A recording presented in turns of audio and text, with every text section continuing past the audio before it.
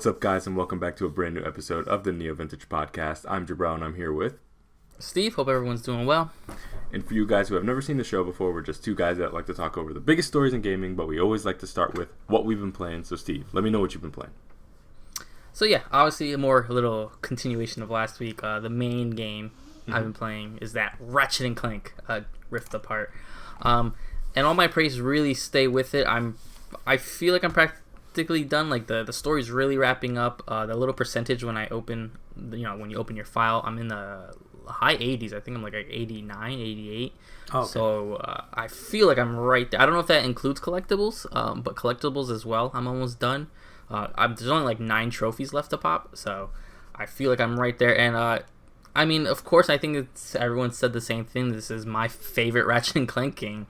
The story is some running around. You pretty much have one goal to do, and you're running around and stuff like that. And some of the nostalgia misses me because I don't remember all these worlds.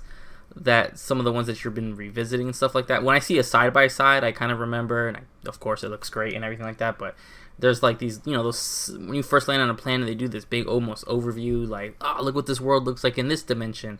I barely remember. It's a lot of aliens in Ratchet and Clank, a lot of weird creatures, so it's hard to keep that all straight. But I'm having such a blast with it, and it's just good always. And it's the same thing I always said with Ghost of Tsushima last year, where I'm like, this is a good video game. It's not this depressing slog or experience. I'm like, this is just a great video game with I think the right amount of sort of collectible, not collectathon. There's only like 10 spy bots and 25 golden bolts. It's not like 120 golden bolts. I've always felt like Ratchet and Clank's hit that like solid balance, and it's just great. I'm excited to beat it. I wasn't planning on getting the plat. I've pretty much abandoned trophy hunting due to the way the PS5's trophy system even works. But again, I'm like 9 trophies away, and most of them look like I can knock them out. There's like 2 of them that are like post-game, like that I have to get, but I think I'll platinum just because, again, it'll probably only take me like another hour after I beat it to do it. So, but once, that chapter will be over, and I'll have, I guess, a complete thought once the game's over. But yeah, it's a solid like 9 out of 10 for me if I rated games that way, but for sure. And the only other thing I've been dabbling in, actually, and I don't really know why. I don't know if it's just all the talk that's been going on and stuff like that. I've had this sort of connection with Halo, like the series in general. So I've been playing tons and tons of the Master Chief Collection, mostly multiplayer, which is something I really don't do. But I've been in there with the firefights. I've been in there with some of the created content. I've been in there and the multiplayer. Just the random game modes. I obviously cannot play competitively, especially so late into the MCC's multiplayer, but there's a big community there that's just like playing for fun, and I'm not the only one like on a low ranking level and stuff like that, which luckily doesn't really matter for Halo because you start with the same weapons and all that kind of stuff keeps it very balanced. And I've been having such a great time with it, which is super exciting. And I've gotten to the point where I'm watching the movies again and all this stuff, and I refresh the story in my mind. I tried to do Halo 5 again, but the Halo 5 is just so weird for me. But which one's your favorite? The one that you keep going back to? So story wise or multiplayer wise? Multiplayer, and then I guess you could say story. So for multiplayer, it's Halo 3. I think it's just there's something about that Bungie multiplayer that worked very well. I'm always a big fan of that sort of sandbox, that it was then. Halo 4's multiplayer, again, with the MCC, luckily, obviously you can filter it. And the mobility that is in Halo 4 that gets complicated with sprinting and jetpacking and stuff like that. And not actually just Halo 4, Halo Reach actually dabbled in it, so it's not a 343 versus Bungie type deal because Bungie did do it for Reach. And I think Halo... I'm a big believer that Halo doesn't need sprinting. I don't think Halo needs all these jetpacks and stuff. As special abilities, as weapon and pickups would be great. That's my favorite right now. Story-wise, I'm actually really into Halo 2. I don't know what it is for story-wise. I think it's also just the way the cutscenes have been redone in that Anniversary Edition, which look insane. So good for no reason. Yeah. Which makes it weird when you go to play Halo 3. Halo 3's never been touched, so it's got that weird 2007 vibe to it. But so that's all I've really been playing. That's all I've been vibing on. It's just got that solid Sony IP, obviously, with Ratchet and Clank, and then playing Microsoft's baby Halo, which I'm all in. I'm all in on Halo right now, but we'll obviously get into that a little bit later. So what have you been playing? Yeah, so I actually put Ratchet. I've been like chipping away at Ratchet, and I really, really like what I play. From what I have played, I'm not super deep in it. Honestly, I'm probably at this point maybe like 30 or 40% in. Okay. I did kind of pause it for a second because I was like, you know what? I just want to get like Mass Effect out of the way. So I just sat there and kind of banged out the rest of 3. I did all the DLC, so my Galactic Preparedness was like maxed out at 100%. And yeah, I just did all the missions and then finally went into those last stages to beat the game. And I capped out at about 30 hours for that one too. So with all the DLC, that one's a little bit of a longer one for me, but I had a really good time with it. And so yeah, that's a trilogy. Finally beat them. It was finally interesting to be able to play like 3 front to back, all the DLCs to experience it, because honestly, with all the DLCs, I think 3 is up there as one of the best. I think it closes the gap a lot more between 2 and 3 if you play the entire experience. It's one of those things where it's like ridiculous. I said this at multiple times when I was playing this game, that it's so ridiculous how much amazing content that they put in the DLC, and I'm like, I cannot believe this is not in the base game. Like they legit like answer questions that the base game never answers, or they give you like insane closure to certain narrative storylines that don't exist in the base game. So that's insane to me. So it really sucks at how, when I think about it, how many people played 3 and they didn't get to experience this, which is a shame. Because I think once you play all the DLC and they kind of rebalanced it so you don't have to play all the multiplayer stuff to get like good galactic preparedness for the final conflict, not to get into spoiler territories or anything like that, it sets you up much better for the ending choices that you can make, and you don't feel like your hands are tied so bad as a lot of what I would imagine the original players probably bumped into. So they fixed that a lot more, and it's more of like a complete experience. So I had a really, really good time at 3. So as of right now, for me personally, it's one that really sticks out like crazy in that trilogy. And again, it's still a very good game, but I was actually saying it yesterday when I was playing that game that like if Mass Effect 2 and 3 never happened, I don't think one ever mentions Mass Effect again, because there's so many like shooters from that era. Absolutely. And like Mass Effect 1 on its own is just like a really terrible attempt to do Gears. If you really throw it in the bucket of like everything that was coming out at that time, it's just like not the best cover-based shooter in space, and it's cool. But it's when like 2 and 3 it really gets going. So yeah, I had a really good time with it, and naturally I just jumped into Andromeda yesterday. But I'm way too early to report anything back, so much as it looks weird. Yeah, and it's 2017, so I expected it to look pretty good, but it looks really off. I don't know what it is quite yet, but there are some visual stuff that are just really off about it. And so there's like some sharp visuals at times, because again, it is a newer game, but at the same time, the facial animations are like wonky, and just moving around the environment, it somehow feels better and worse at the same time. Like when you're in combat, like it's much less stiff, but it almost feels loose, if that makes sense, with the jetpack and everything like that. So I'm still trying to figure out Andromeda. I'll probably have way more to talk about on the next episode. And then also, I brought my Stadia over to the desk here. You won't be able to see it, but here on cam, I have my Stadia kit, so I can give you guys a quick rundown of how my Stadia experience has been. So finally was able to pick one up. This was $50. So it comes with the controller, and it comes with a Google Chromecast Ultra, so you can be able to beam it up to the TV. So I had to look up a lot of different stuff because I followed the instructions, and this thing is not easy to set up, to be honest with you. It's a little bit easier if you decide to do it on your PC or your phone, and just play on there even with the controller.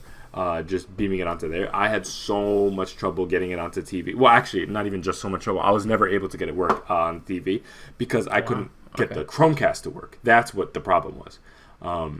They just make it super unintuitive, and you need to use an app for everything. There's no like remote control. There's nothing you could do it natively on the Google Chrome. You need to connect it through this app, not the Stadia app, but like a home app. And then once you get that going, you connect the controller to the the phone, which in turn can supposed to link it all onto the same Wi-Fi network, and then you get Stadia app going, and then you could launch the games from there, and theoretically it should all speak together, and it didn't. It just didn't work. But I was like, you know what? I'm getting impatient. Let me just try this. So I hooked it up to my PC, and I just wired it into the PC, the controller, which obviously made it connect immediately. And yeah, I played Destiny, so that was like the one major game that I wanted to try. It actually wasn't terrible. It didn't look as good as I was hoping it was gonna look, but it ran okay. I mean, the latency, it was semi-noticeable, I would say. Like, you could be like, yeah, there is latency, but I don't think it really posed so much of an issue that it was like messing up my gameplay. I'm terrible at Destiny to begin with, so it's not like I started at this high level and I'm like, oh, I can't play normal. I was terrible to begin with. It made me it did make me want to kind of download it onto my Xbox so I can really give it a shot to see how it feels like on a proper 4K, console. But it was okay, the gameplay. I didn't think it was that bad. The experience overall, I could see someone sitting there and playing it. But people like us, I mean, if you have anything that can run games in general, so like a mid to high level PC, any of the consoles, PS4, PS5, Xbox One, Series S, X, whatever, the Stadia makes zero sense to have. The game selection there was okay. Not even nearly as robust as something like a Game Pass, let alone like a Ubisoft freaking Uplay or something like that. It's not a great collection. A lot of the games you could find there that are either free or really, really cheap have been like PlayStation Plus games, or either Game Pass games. Like they're readily available other places for very similar price points. I mean, the Stadia, I think you're paying around like $10 a month or something like that, which is not an egregious price. But think about the other things you can get for $10 a month, or close to that. Game Pass Ultimate, I mean, is comparable. It's between $12 and $15, and you'll have access to not only Game Pass, but you can do Game Pass on PC, you can do Game Pass on Xbox, and then you can also play xCloud. So it's a tricky situation where it's like the tech that I experienced here is not nearly enough. And keep in mind, I did try wired and wireless, and the experience was just not so far ahead to the point that I'd be like, okay, this is the definitive way to stream games.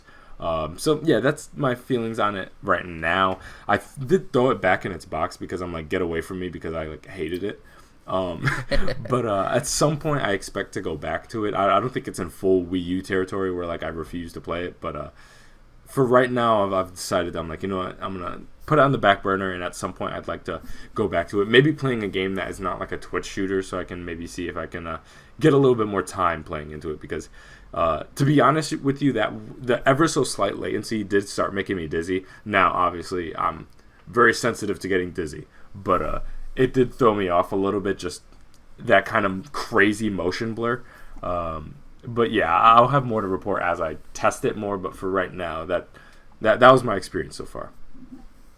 Yeah, I mean, it's kind of what we expected. Your opinion's obviously not in the minority; it's actually the majority.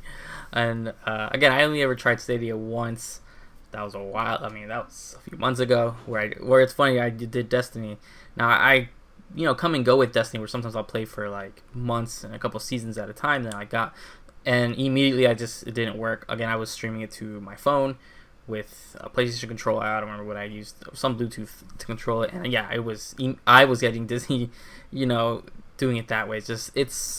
I get what they want to do, and it's what we've always been saying. It's just the technology's not there yet, for sure. Yeah, but, I mean, and I'll give them credit for one thing. I do like the controller. I don't think the controller's bad at all. Yeah, it's somewhere between the Switch Pro controller, and it does not have the form factor of like a DualSense, or like the quality level of a DualSense, not even close. And yeah, it feels kind of like Switch Pro controller-y, which also is a great controller. But yeah, I was worried about like a really cheap feeling. It actually felt pretty good. It actually has pretty decent haptics also. The way the rumble feels in that controller is actually pretty good. So I'll give them credit on something. It's not like it's completely meritless. I want to see if I can find an Amazon Luna somewhere, and I would love to be able to try that out as well, to give you guys my thoughts there, because that's probably the closest analog. There is xCloud, but that's kind of a fundamentally different thing. I'm using Xbox controllers and stuff like that. I would love to try Luna next, but the price of the controller, it would be a full price. So if I would have to wait till it goes on sale on something like this. So if I'm able to secure that, I'll let you guys know and I'll give you guys my thoughts there. But yeah, that's one thumbs up I'll give, is the Stadia controller is not too bad. Yeah, I'm looking actually. Speaking of that, so the Luna controller right now on Amazon is on sale for $48.99. 48, and so that's just the controller, right? That's not the. That's not with the phone clip. Okay, got you. So yeah, I'll have to look into what my setup requirements are for that, and I'd like to give it a shot because I really do think streaming has a lot of potential. I just feel like we're still kind of in the race to see who does it right first. So I'll keep an eye out for that because I do want the Luna, because I kind of want all this tech, because I don't know how much all of these different services are going to stick around. And so when they get really cheap, it kind of reminds me of all those stories back in the 90s of people seeing like huge piles of Saturns in like Toys R Us's, and like nobody giving a crap about it because nobody cared about the Saturn, and then like they stopped producing them because nobody buy it, and then obviously now they're much more expensive to get. So it makes me think about that, where it's like, and not to be able to resell these things, but just to have that in my collection and not have to break my bank to get it. So just kind of like waiting a little bit. That's kind of my game right now.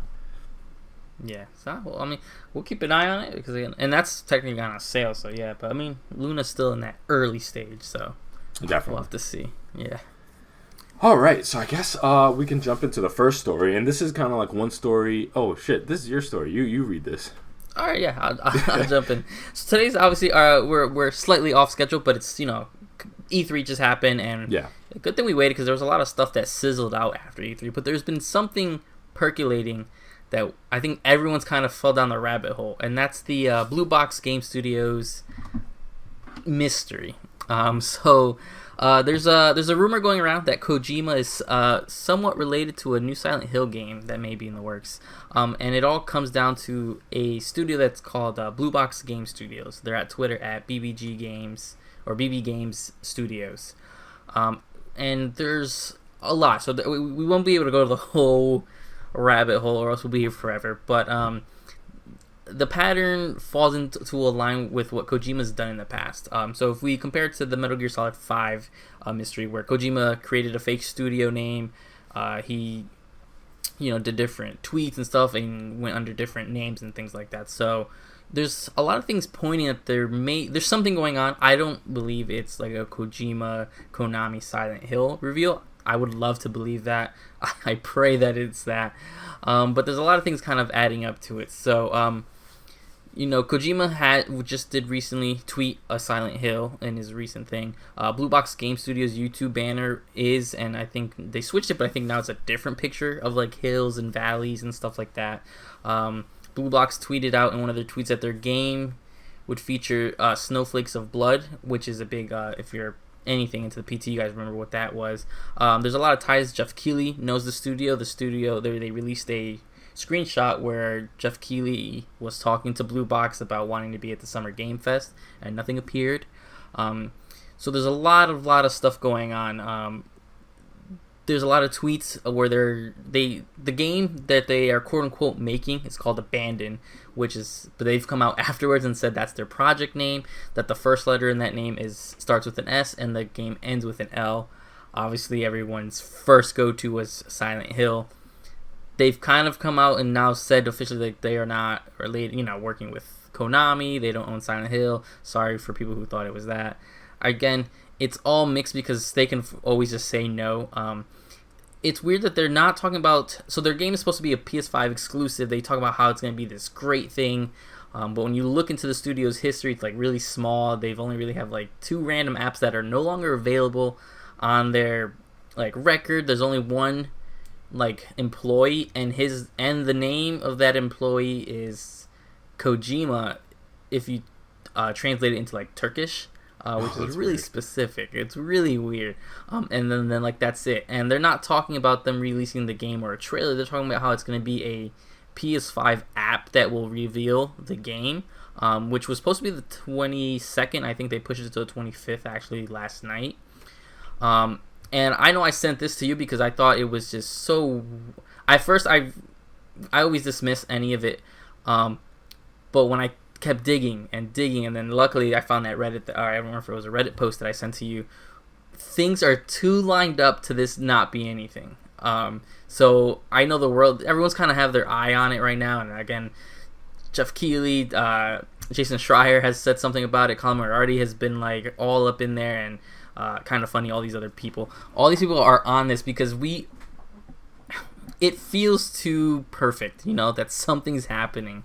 I hate that this may just end up being some little small indie game. I hope the game is good and stuff like that, but I think it's way too many. There's way too many coincidences. There's so much mystery behind the one employee, the previous projects that are gone, all these different things that work, all these things that seem to be Kojima's tactics with fake names, fake development names, fake project names, the general blue box game studios that Jeff Keighley follows. And I get Jeff Keighley kind of follows like everybody, but it's just too many things going on. So I sent this to you for me it was nighttime, for you I think it was early afternoon. What did you think of this?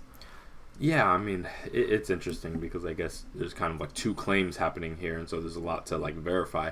First off, it's whether this Blue Box Game Studios is a legitimate studio and they're working on Silent Hill. Second off is, does Kojima have anything to do with this? So, there are lots of variations of the way that this could play out. That is Kojima working on a project with them? Possible. Is he working on Silent Hill without them? Possible. Are they working on Silent Hill without him? Possible.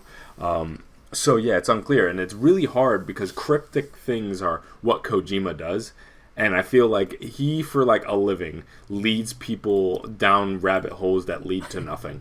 That's just how he does. If you go on his social media, he posts really weird stuff all the time that are not references to anything half the time, and then the other time they're just references to some obscure 70s movie that you've never seen. So it's really tough to like know what to give credence to when it comes to Kojima related stuff. But he's got Death Stranding on the way, his like PS5 version, so we know they got that on the horizon. So what he's working on, unclear, and it's one of those things that I almost don't want to get too invested into it, just because I know like this rabbit hole will be endless because it's Kojima related, and so I just don't even bother. I'm just gonna let it do its thing. Just like when Death Stranding was first revealed and everybody had all their theories and stuff like that. It's like it's just too much for me. So it is very possible. I'm still a believer that PT, that thing, will arrive again in some point, in some form. Absolutely. It's just a matter of the form it takes. I don't know, but I don't know. I just feel like it was too good. It was too well received. They put too much love and care into that, and it's just been so in demand, too high for a relatively dormant franchise that that they just ignore it forever. Nah, I doubt it. Do I think PT as it was going to exist when it was initially created is going to pop up again? Nah, probably not. I mean, I know Kojima and Norman Reedus are obviously still like on great terms, but again, you need to either Konami needs to ditch the IP, or Kojima and Konami have to like reconcile to some degree to be able to work again. And just both of those two things, as of right now, haven't happened, and those are big things, or at least to our knowledge. Exactly. So yeah, but again, with Kojima, who knows? He disappeared and then he popped up again with like a Sony studio. So I mean, weird things happen. Who knows? Who knows? I wouldn't be surprised if he pops up one day and he has like a freaking Konami shirts on and he's like, "Hey, we pieced it up," and it's like, "All right, yeah, if you say so." But yeah, I believe there is something here, 100%. Just too many weird connections. And I do encourage anybody who's listening to go check out that Reddit post. It's really long. There's a ton of them. So this is not like a couple little notes. There's like many threads that connect Blue Box to Kojima to Silent Hill, and it's just I don't know. It's too much for a coincidence. I just don't know to what extent this project is actually in development and what form it takes when it's actually out.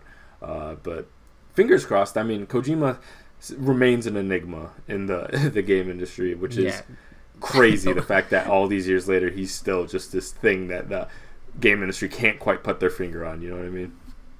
Exactly. And it's like, if this is how he wants to do it, no one's gonna say no. Like, if in a world this is a piece, well, the Blue Box tweets that this is a PS5 exclusive, and if this is what he's like, hey Sony, I want to do this, they're like, all right, were they gonna say no?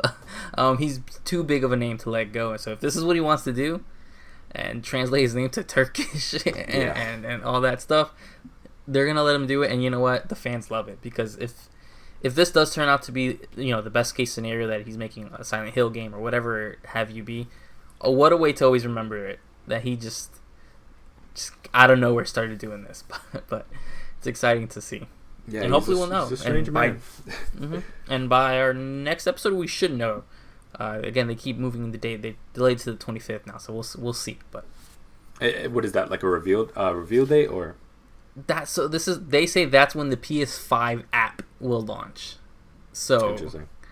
They don't say that it's when the game's launching. They don't say that's when the trailer's launching. They said, so again, is it translation issues? Because, you know, Kojima, you know, speaks English, but he does sometimes use auto translations and stuff like that. Yeah. So we'll have to see what exactly happens on the 25th. 5 days from when we're recording, so it's coming up soon. So I guess we can start on our major point of this episode, which is our E3 review. We've had all these shows. Last episode, we got the chance to talk about Ubisoft, I believe. But that was the only major one that had happened at that point. So at this point, we are going to be talking about a lot of the major conferences. Now, there are a couple conferences like the PC show and stuff like that that's not really my world. If you had any news about that you wanted to talk about, Steve, I have no problem with that. But for right now, we're just going to cover all the major boys. So I guess we could start with Xbox and Bethesda. And they had quite the show this year. So I guess we can just take it point by point about various things that they talked about. So we can start out with the Starfield release date. We got November 11th, 2022. Now, for you guys that don't know, this is a Bethesda Game Studios game. Now, not just Bethesda the publisher, but the Game Studios production house. So that's when you talk about like Fallout. That's when you talk about Skyrim. That's those guys. And they basically have a sci-fi game, not to be mistaken with The Outer Worlds, which is also a sci-fi game made by Obsidian, obviously styled after the type of games that they used to make with Bethesda. And so this is kind of like a sci-fi open world one, very, very highly anticipated by a great many people.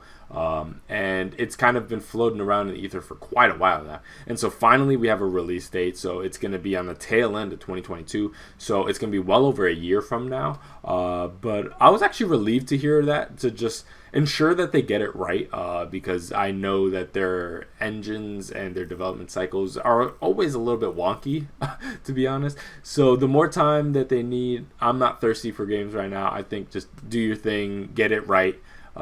Because usually when they drop something, it's usually impactful, and it usually kind of like sticks around for a bit now. So just I want them to get it right on release instead of trying to fix things retroactively.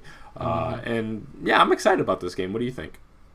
Yeah, you know, it's just, you know, cool. We it's hard because we haven't seen much. We saw a lot of astronaut theme kind of stuff, and we obviously know it's like a sort of space. It's going to be probably an open world space RPG style game.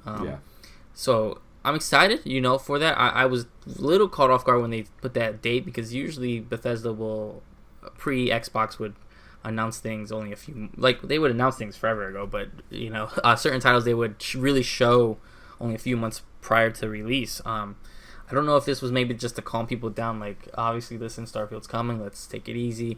I know Bethesda claims and everything is that they're still working under, you know, their own guidelines, but Xbox probably was like, hey, let's give them a game plan, because though they fixed it to an extent, people aren't over what happened to Fallout 76, and I know that wasn't Bethesda Game Studios, but that's not what the most people hear. They hear Bethesda, they think Skyrim, and they think Fallout 76. True.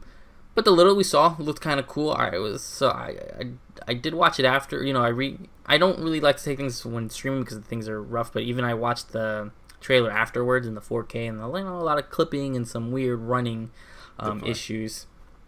But I mean, again, I'm glad the game's actually really far off. It gives me time to get through some other stuff. It spaces it out as well. I'm glad they didn't really shove it into this fall. Also, yeah, I think they're really predating it that way, because I think they really want to launch it really solid, especially a new IP like this.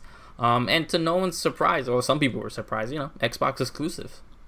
Yeah, Console which is exclusive. interesting. So a lot of the speculation of what that Bethesda deal is going to look like. So it looks like some things are going to be exclusive, some things not, depending on where it was in the pipeline. But this is a major get for Xbox for sure. Absolutely, and it's going to be on PC too, obviously.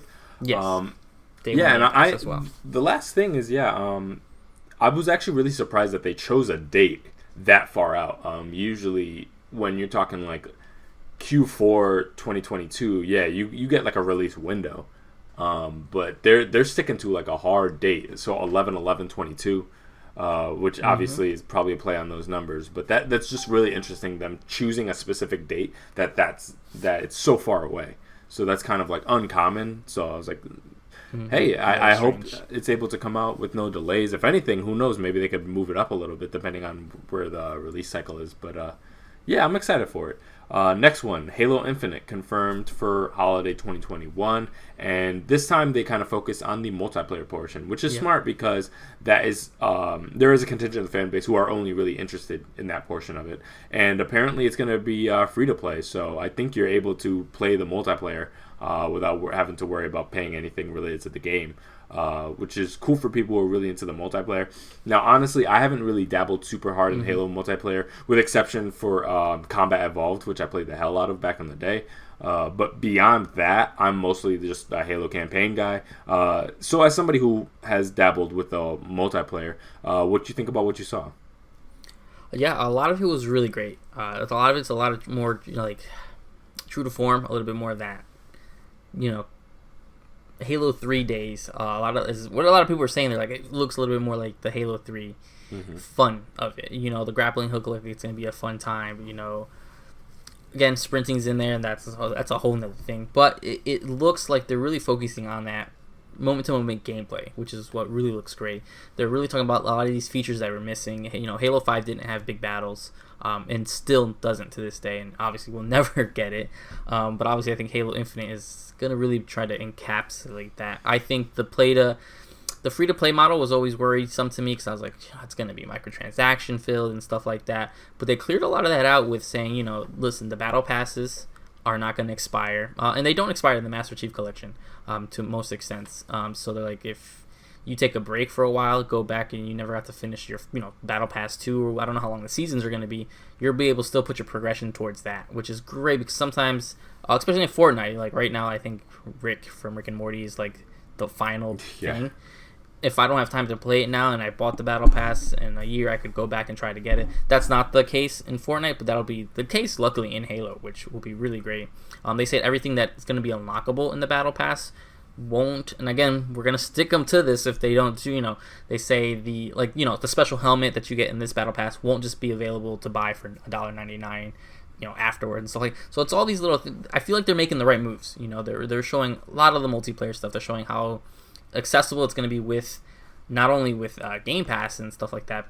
It's going to be free to play regardless. So it looks really cool. It looks really fun. It looks like it's going to have that super crazy hard competitive mode. But there's also what they just call the social games, which is just the more casual fun, which that community is alive in the Halo Discord, and it's just alive in the Master Chief Collection now. So I think it's going to be really well shown. And I'm glad they took a lot of that time to really show the multiplayer because yes, that's where a lot of the community is, but that's also what you guys are really pushing for this because you're putting that part of the game for free.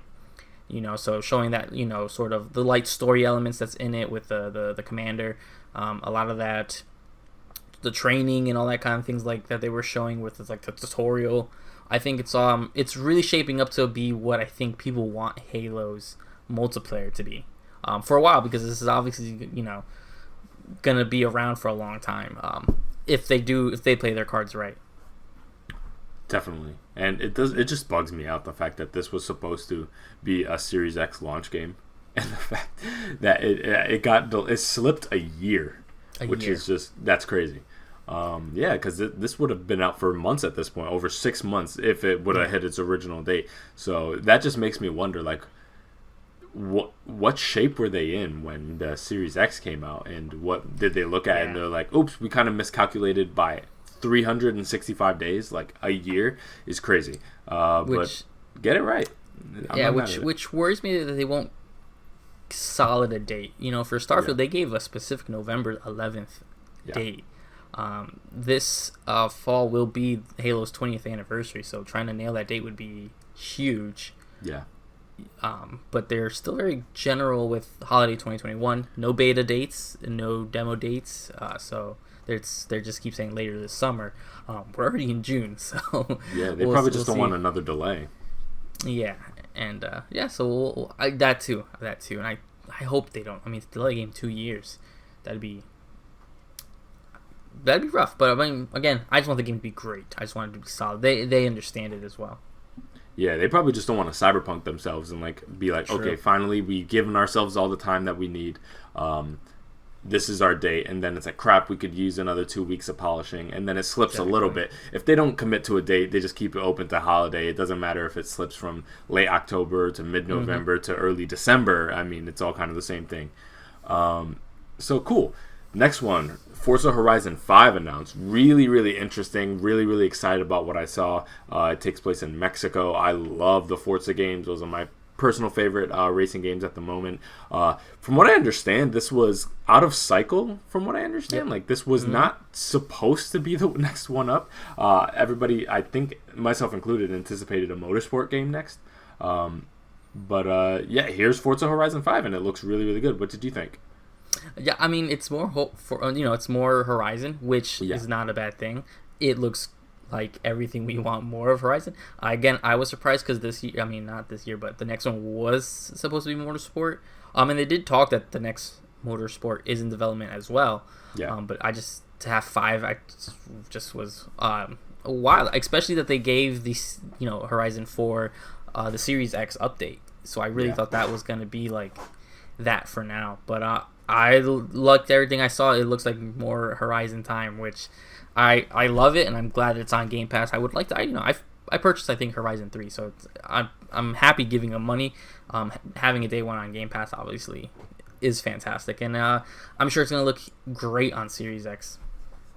Yeah, and I've actually recently fired up Horizon 4 on Series X, and it's just, I mean, that game is incredible, and that was actually one of the first games that I played on my Xbox One when I first finally joined the Xbox family. So that's right. Yeah. I love me some Horizon, and I'm really excited to see what they do here. And they're not really like reinventing the wheel per se, but it just seems more of what we love about it, which is a good thing. And so I'm super excited. And that's the one thing about the racing games is they do a great job taking advantage of what the visual fidelity capabilities are of a console. So I'm really excited to see them push what visually a Xbox can do.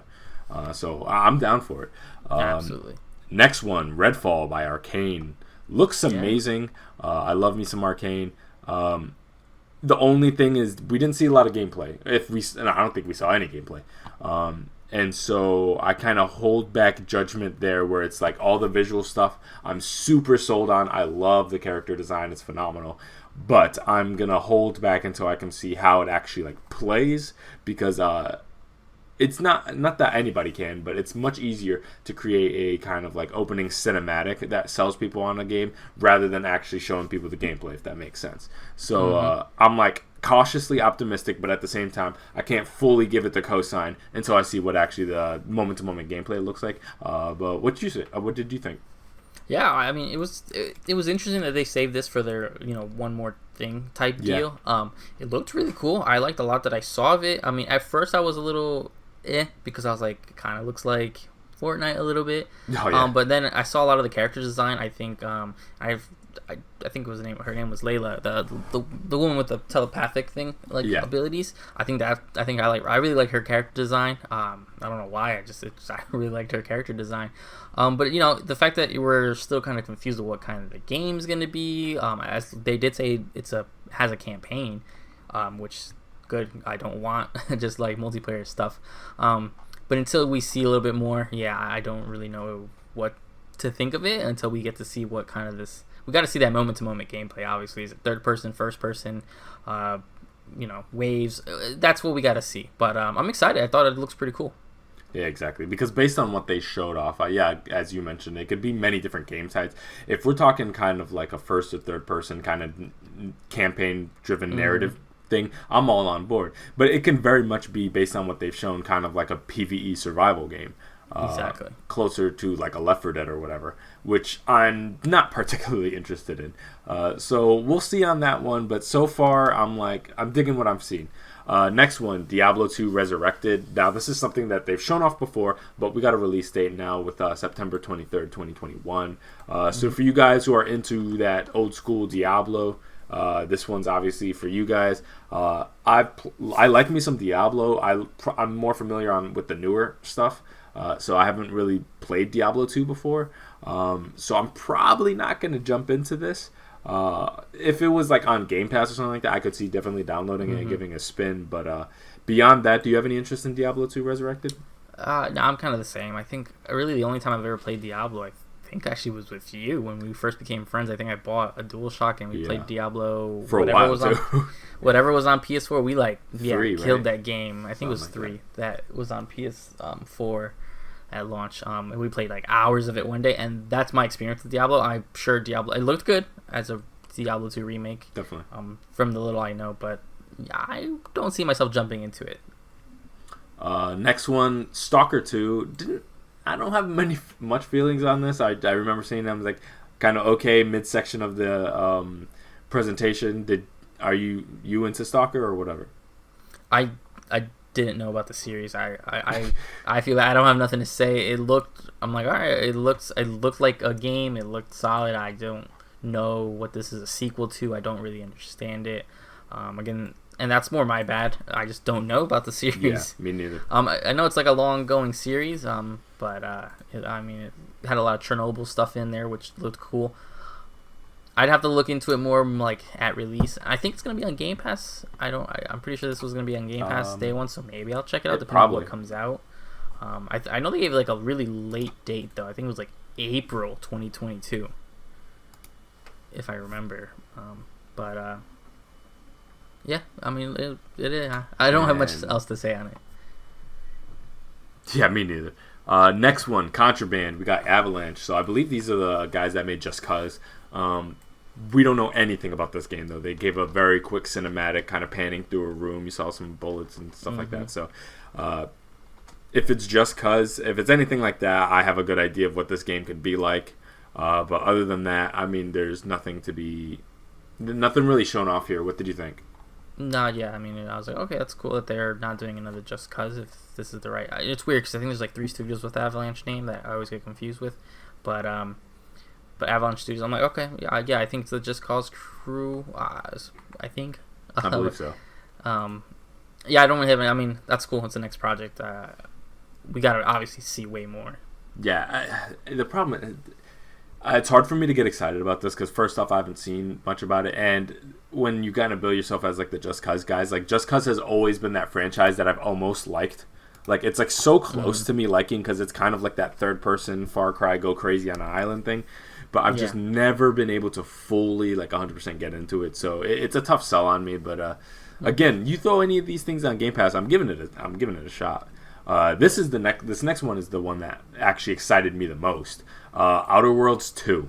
Obsidian loved the first one, had such a great time. Now technically a first party game from them now that Obsidian's completely owned by Microsoft.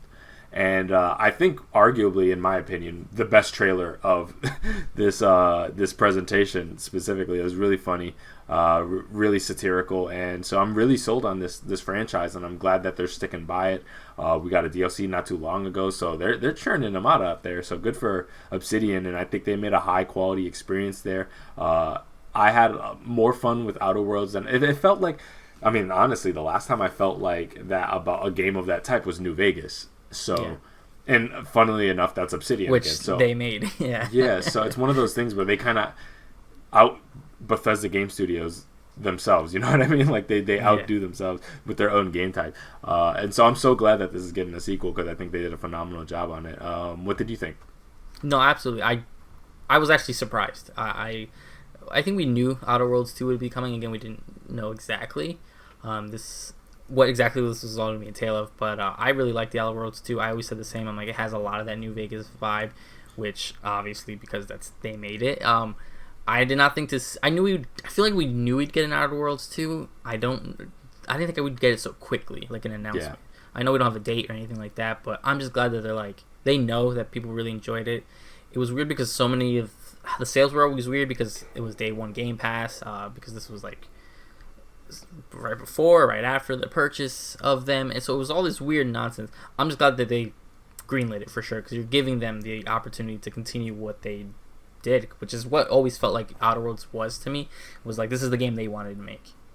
Yeah, they're working over there, and I mean, I was thinking about it. I was like, yeah, so they got Outer Worlds 2 on the way. They already got Grounded that they're supporting and keeping updates to, and then they also have Avowed, which is their like fantasy one that obviously a lot of people are pointing out to be their like Skyrim-ish type thing. Yeah. So it makes me wonder what their release schedule is going to look like. Is it, are we getting Outer Worlds 2 first and then Avowed, or is like Avowed closer and Outer Worlds 2 is kind of just like, hey, we're going to do this, but it's going to be some time before we actually tap into it. So that's what I'm really curious about, is what their list of priorities are, because they revealed Avowed first, so you would assume maybe it's coming first, but not necessarily. Next one, Sea of Thieves and Pirates of the Caribbean.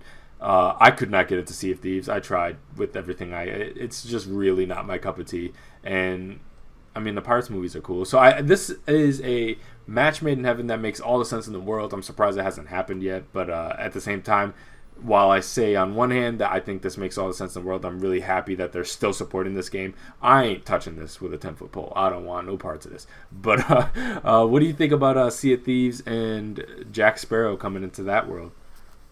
I mean, it makes sense. I like pirates. I like the Pirates of the Caribbean movies. I just really could not get into Sea of Thieves. I only played it at launch. I know they say they fixed it. It's a lot better now, yeah. Yeah, I'm sure it is. It's just the way that game is. It's not. They try to tell you it's an open world pirate game, but it's really not. It's almost roguelike in the sense that you have to do that weird like excavation journey and stuff like that. But I just didn't like the gameplay style. I didn't like the. At the time when I played it, the only enemy was skeletons, and yeah, it's a lot better now. I'll give them that. I know, but it's just one of those games where it's like, I'm not gonna play that now. Yeah. Especially when we have all these other more, I guess, better pirate style games. But I'm glad that they fixed it. I really like Rare as a community, as a studio. I'm glad they fixed the game. I'm glad there's a small community that likes it. Because they wouldn't have pumped all this stuff out if no one liked it. And maybe one day I'll get back into it, but I don't think so. But it looked cool. I think that was cool that they finally got the Pirates of the Caribbean crossover. Yeah, it's one of those franchises, because I played maybe like 2.5 hours of Sea of Thieves trying to get into it. I would say it's one of those franchises, and there's lots of franchises like this, that like it's better with a team. Like I wouldn't play it by myself. It felt kind of like isolating by myself, and I'd suggest linking up with somebody, downloading it. Hey, you download Sea of Thieves, I'll download Sea of Thieves. We can go on a little ship and see what happens. But no promises. We're probably both not gonna like it, to be honest with you.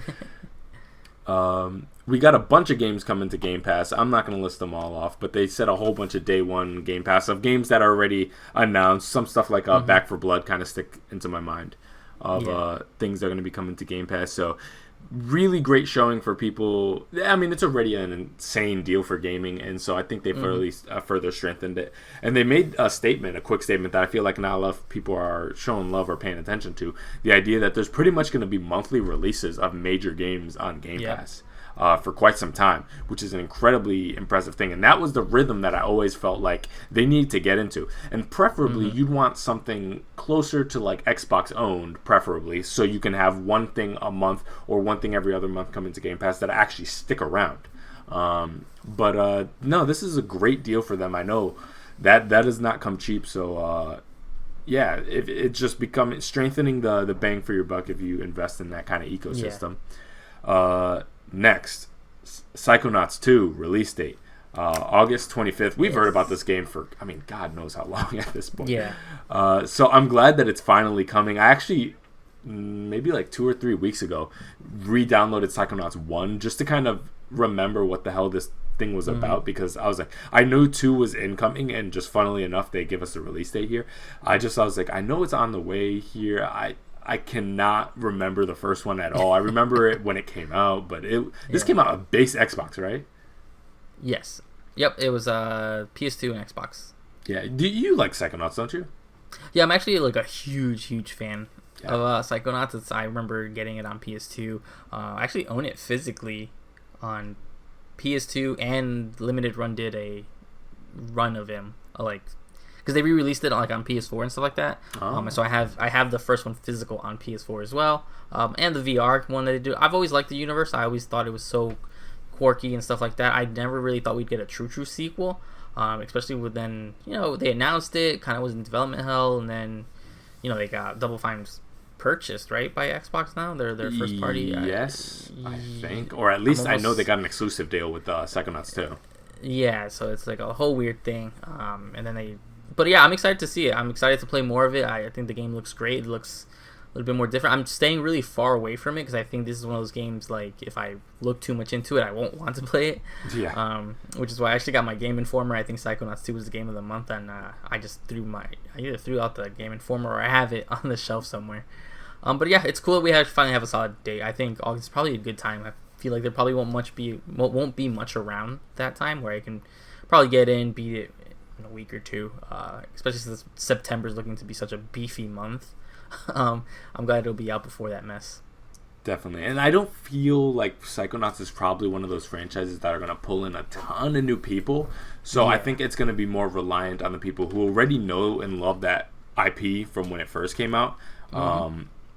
I think it's in a very similar vibe to Oddworld, personally, when I kind of look at it, where it's a franchise from back in the day. This one, obviously, Oddworld's been a little bit more active than Psychonauts, obviously. Psychonauts is only the second game, and God knows how long. But I think it's going to pull in who it's going to pull in, and so luckily for them, I think they could drop it in August. I think they can honestly drop it right next to freaking Halo, and the people who are going to play it are probably just going to play it. Like, it's one of those things. So luckily for them, I don't think there's any real rush. It's been so long since the first one that I think they can honestly take their time. It's no big deal. Looking at it, I think as somebody who recently played the first one, I think they're obviously keeping in line with the vibe of the first one. They're obviously introducing a lot of new things to it, which is great. But at the same time, I do have questions as to how long was this into development? Because this... And I mean this in a really nice way. It looks like this meant to be a sequel that came out in proximity to the first one. Like, this doesn't look like something that, like, they very recently started. This probably looked like something that had been in pre-pro for a really long time, and then they started developing it, and they maybe had some stuff, and now they have the ability to take advantage of really high-end hardware, but this doesn't look like something that, like, arose during the Xbox One or Series X generation. Personally, just kind of from an outsider's perspective. But at the same time, I don't think anybody who's, like, super excited about Psychonauts is worried about them taking advantage of, like, 4K, 120 frames per second. I don't think they're super worried about that. The mascot platformers, though, I think Ratchet puts you in a position where it's like there are ways they can, with that gameplay style, take advantage of the new hardware, because Ratchet shows you can. At the same time, I think it's gonna do what it does, whether it was on a last gen hardware or current gen hardware, and I think this game's gonna be good, personally. Yeah, I do as well. We got Microsoft Flight Simulator on July 27th, which, funnily enough, I actually really do want to play this game. I like simulators and weird stuff like that. I don't play them for very long, but I'm just so fascinated with, like, hardcore simulators, like truck driving simulators and planes and just different machinery and stuff like that.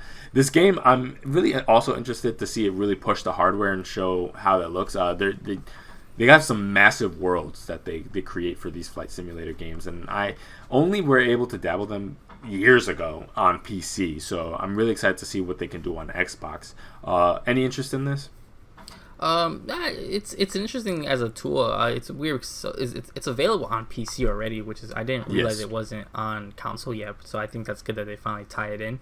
I always like to watch videos of people who play, and they go to all these different islands and stuff. I'm like, it's like Google Maps that you can really zoom into and stuff like that. Pretty much. But I think it's good for the culture. Yeah, and that's a perfect way to frame it. It's like it's good that this is happening. I know that the fan base for these games are like incredibly hardcore, but a lot of them again they're in the PC ecosystem. So I don't know how much overlap or how much is going to bleed into the average Xbox fan on Game Pass being like, I want to just because there's nothing arcadey about this franchise whatsoever. No, it's like when they call this a simulator, like literally it's you kind of just floating through the air for a really long time and understanding the mechanics, and good luck landing it. So I'm excited about it, but it's not something that I expect to like super invest a ton of time into. But I'm pretty sure it's Game Pass as well too. So that's great. We got Somerville or Somerville or something like that. This is the next Playdead game. I like what they showed, but I don't have much thoughts beyond that. What do you think? Yeah, same. I was like, oh, that's an interesting look. There's that one scene there on the couch that looks like The Last of Us, and then that was kind of it. I'm like, okay, that's cool. I was just like, oh, that's cool. I'm like, because that's the guys from Inside, right? These are the guys from Inside. And Limbo, yeah. And Limbo. So I was like, okay, cool. I was like, I like their games usually. Yeah, so far I've liked everything that I've played of theirs, so I have no reason to think that this is going to not be great. They have a really great track record over there. We got A Plague Tale Requiem, which is funny because I was watching the trailer and I randomly thought in my head when they were walking through like the European streets, I'm like, oh, that kind of looks like Plague Tale. But then that giant wave came and I was like, well, from what I remember, Plague Tale doesn't have anything remotely like supernatural in it. So I was like, it's probably not that. And then they're like Plague Tale Requiem. So that was interesting. I liked the first one, Plague Tale, I think like Innocence or something like that. I didn't beat it or anything like that, but I dabbled with it. It was a pretty game. It was really interesting and interactive. I think they did a great job kind of choreographing with the kind of world choreography as things kind of react to you in real time.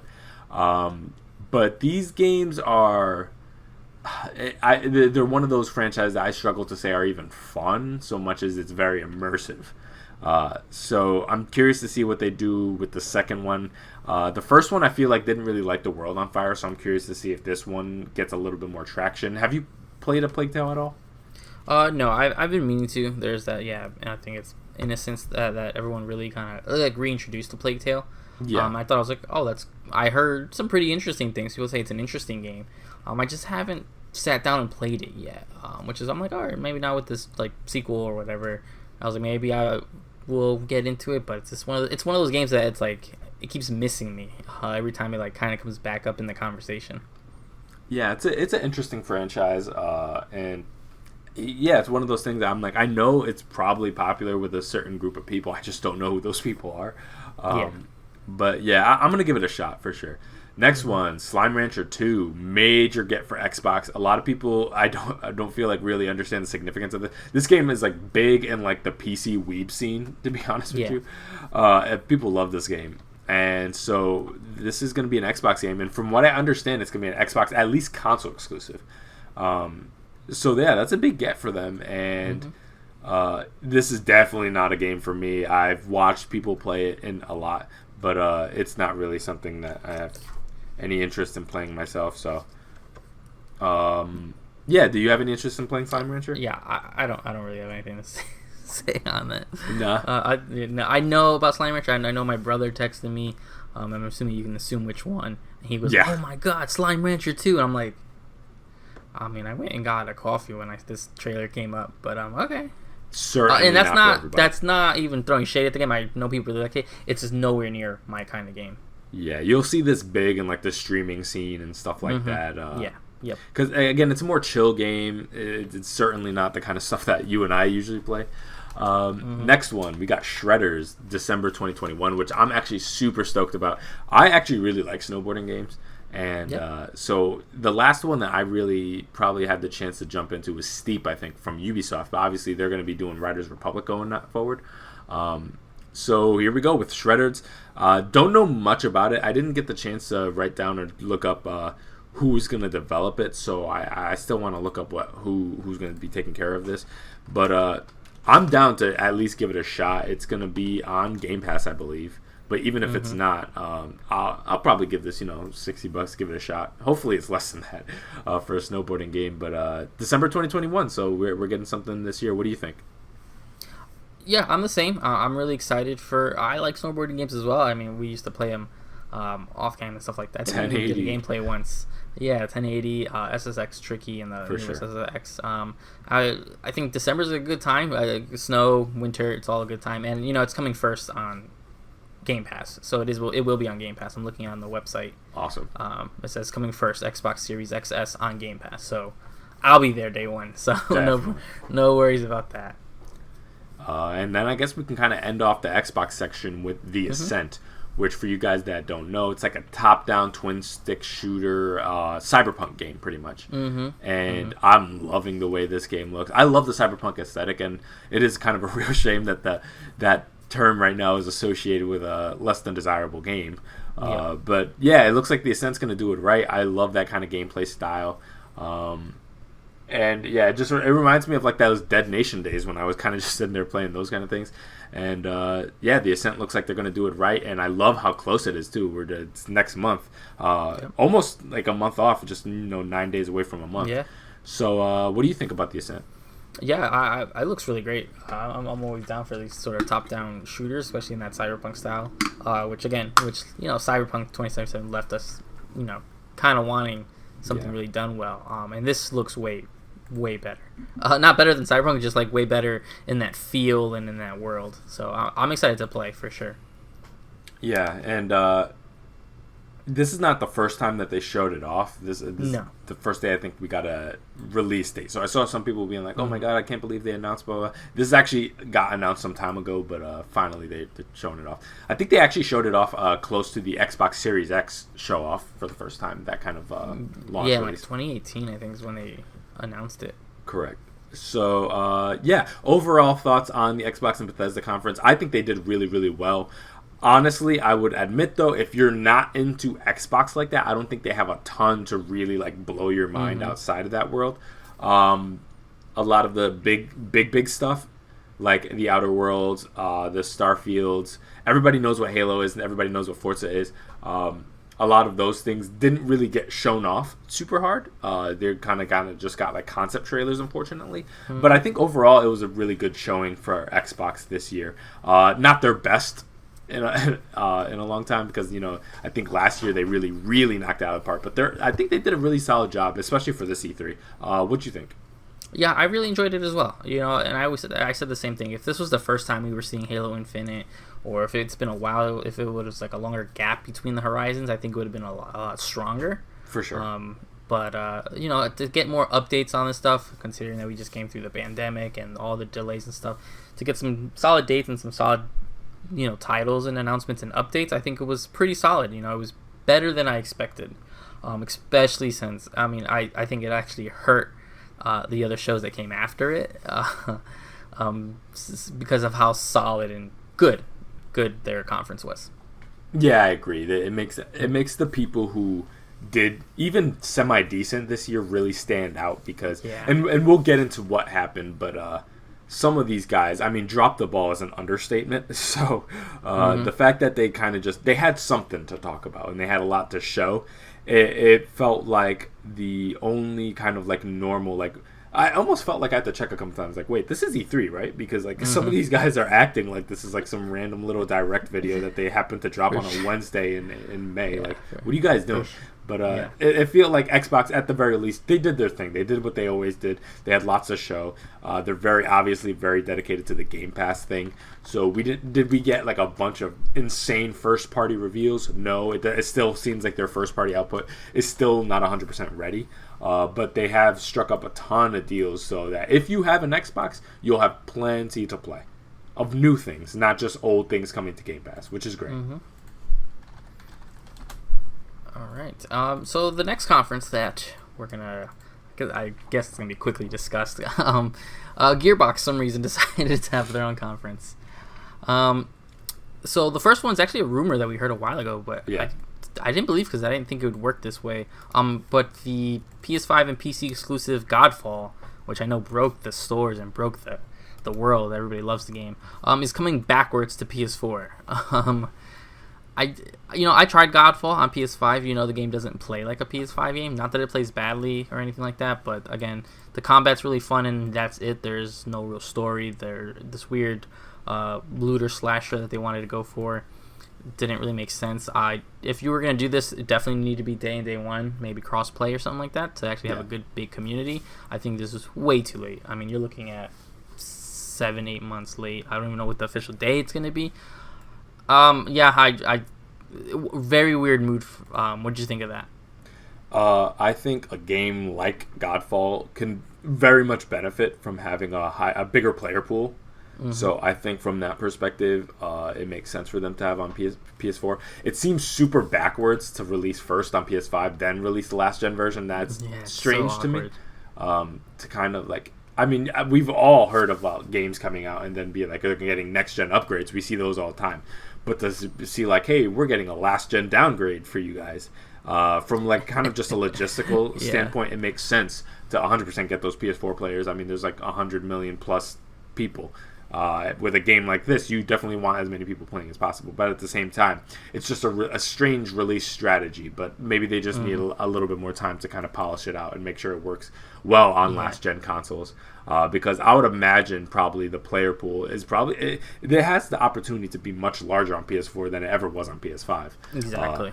And that's being said considering the fact that they had the launch openness window. Mm-hmm. And it still didn't really, light the world on fire, which... I mean, if you can't make it work during a launch where there's there's nobody to compete with, like you got like 5 games on there, and player base of people who are ready and willing to spend money on anything they can that takes advantage of this new hardware, and they still couldn't really make it work. So I think it's a smart move, but it's strange timing. Yeah, really weird. But I guess maybe it'll get a second life. Who knows? Next was Homeworld 3. They decided they also showed out. That's developed by Blackbird Interactive. Real-time strategy sci-fi game. Yep. Not really my thing. Any thoughts? No, I'm not into RTS really like that. But, it looks good for. I mean, it looked like another RTS. But those games really are popular with some people. Update on Tiny Tina's Wonderlands. They just talked a little bit more about that. Still very confused what this game is and everything about it, but that's cool that they gave some love. I assumed it would be there. It's like that's the one thing I assumed would be at the Gearbox conference. Any I think we discussed it a lot. I mean, we discussed this last time. You don't really have too much to say about it, but any new thoughts? Yeah, I mean, not really. I think I understand more that so it's definitely a spin-off, which is cool for you guys. Again, I'm not like a super Borderlands person, so a spin-off like this is not really going to do it for me. But this was obviously their major thing for Gearbox. But yeah, not really for me. Yeah, cool. Also on talks of that, they talked a little bit about the Borderlands movie, which I'm tired of hearing about. I feel like in this last year, another actor joins the cast and they show us nothing. I know they were showing like the silhouettes of the actors standing in front of a light, so it was like a black silhouette. Yeah. I don't really have any more thoughts until they show us a trailer, until I see what this is. I don't want Kevin Hart telling me it looks like the game. That's not what I want to hear. That's not what I want to see either. But I know you're super excited for this movie. I know you already bought your tickets. I'm not watching that crap, man. Stop it. I'm not watching it. Yeah, weird stuff. They could take that. They could take that show that Ubisoft keeps trying to push with that guy from Always Sunny. Take it away. I don't want none of this stuff. Take it away. Yep. And then the last thing they had, Tribes of Midgard, which was like a survival role-playing game. It's weird because when you look it up, I'm looking at the genres it hits: survival game, role-playing, video game, adventure game, indie game, fighting game, adventure. It looked like a top-down survival. Not really my style, but I saw it and I felt like some people would be into it. I just didn't really have... I don't know, it didn't look like it hooked me and I was like dying to play it. What'd you think there of Tribes of Midgard? Yeah, I saw this actually, the advertisement on the the PlayStation Store, and so I kind of like watched what they had there and checked it out. It looks cool. It's probably not something I'd buy. Funnily enough, if this was like on Game Pass, I'd probably play it. Or if this was like cheap on Switch, I could see picking it up and having some fun with it. But it's probably not something I'm gonna sit there on my PlayStation 5 and play. But I mean, I'm not mad at it, but at the same time, it's just, man, Gearbox. Come on, what is this? Yeah. Exactly, and yeah, that was their conference. Why they didn't just mush and mash up with someone else, especially with the relationship with Xbox and stuff, I don't know. But that's what they decided to show us there. That was it. And overall, I kind of just think it was it's just one of those where I'm like, why? And then I just kept it rolling. Yeah, for me, not the worst, but useless, if that makes sense. Like, there are other conferences that we saw that I was like, this is bad and I hate this. And I hate you for making me watch this. This was just, like, useless. And so I definitely skimmed through it. I didn't watch it live. I watched it after the fact. And I skimmed through it. So thankfully, I didn't actually sit there in real time and actually have to subject myself to that. But unfortunately, I can't say the same for a lot of the other conferences. Or pretty much all the other conferences. But yeah, this was just useless to me. There's no reason. And all of these could easily have been fit into a 5-minute block. Like, and here at Xbox, we have our friends here at Gearbox, and here's the time that they can show us what they've been working on. And you could fit this into 5 minutes at the Xbox conference. Easy. There's no reason for this to have its own thing. And terrible. Yeah, garbage. Well, I guess we can go into another one of the big boys that we're supposed to really knock it out of the park. And it doesn't get better. Yikes. So we got Square Enix here. So let's just start with Guardians of the Galaxy. So they showed off the next Marvel game that they were going to be working on. I liked what I saw. I think they just showed too much of it. It was a really long section.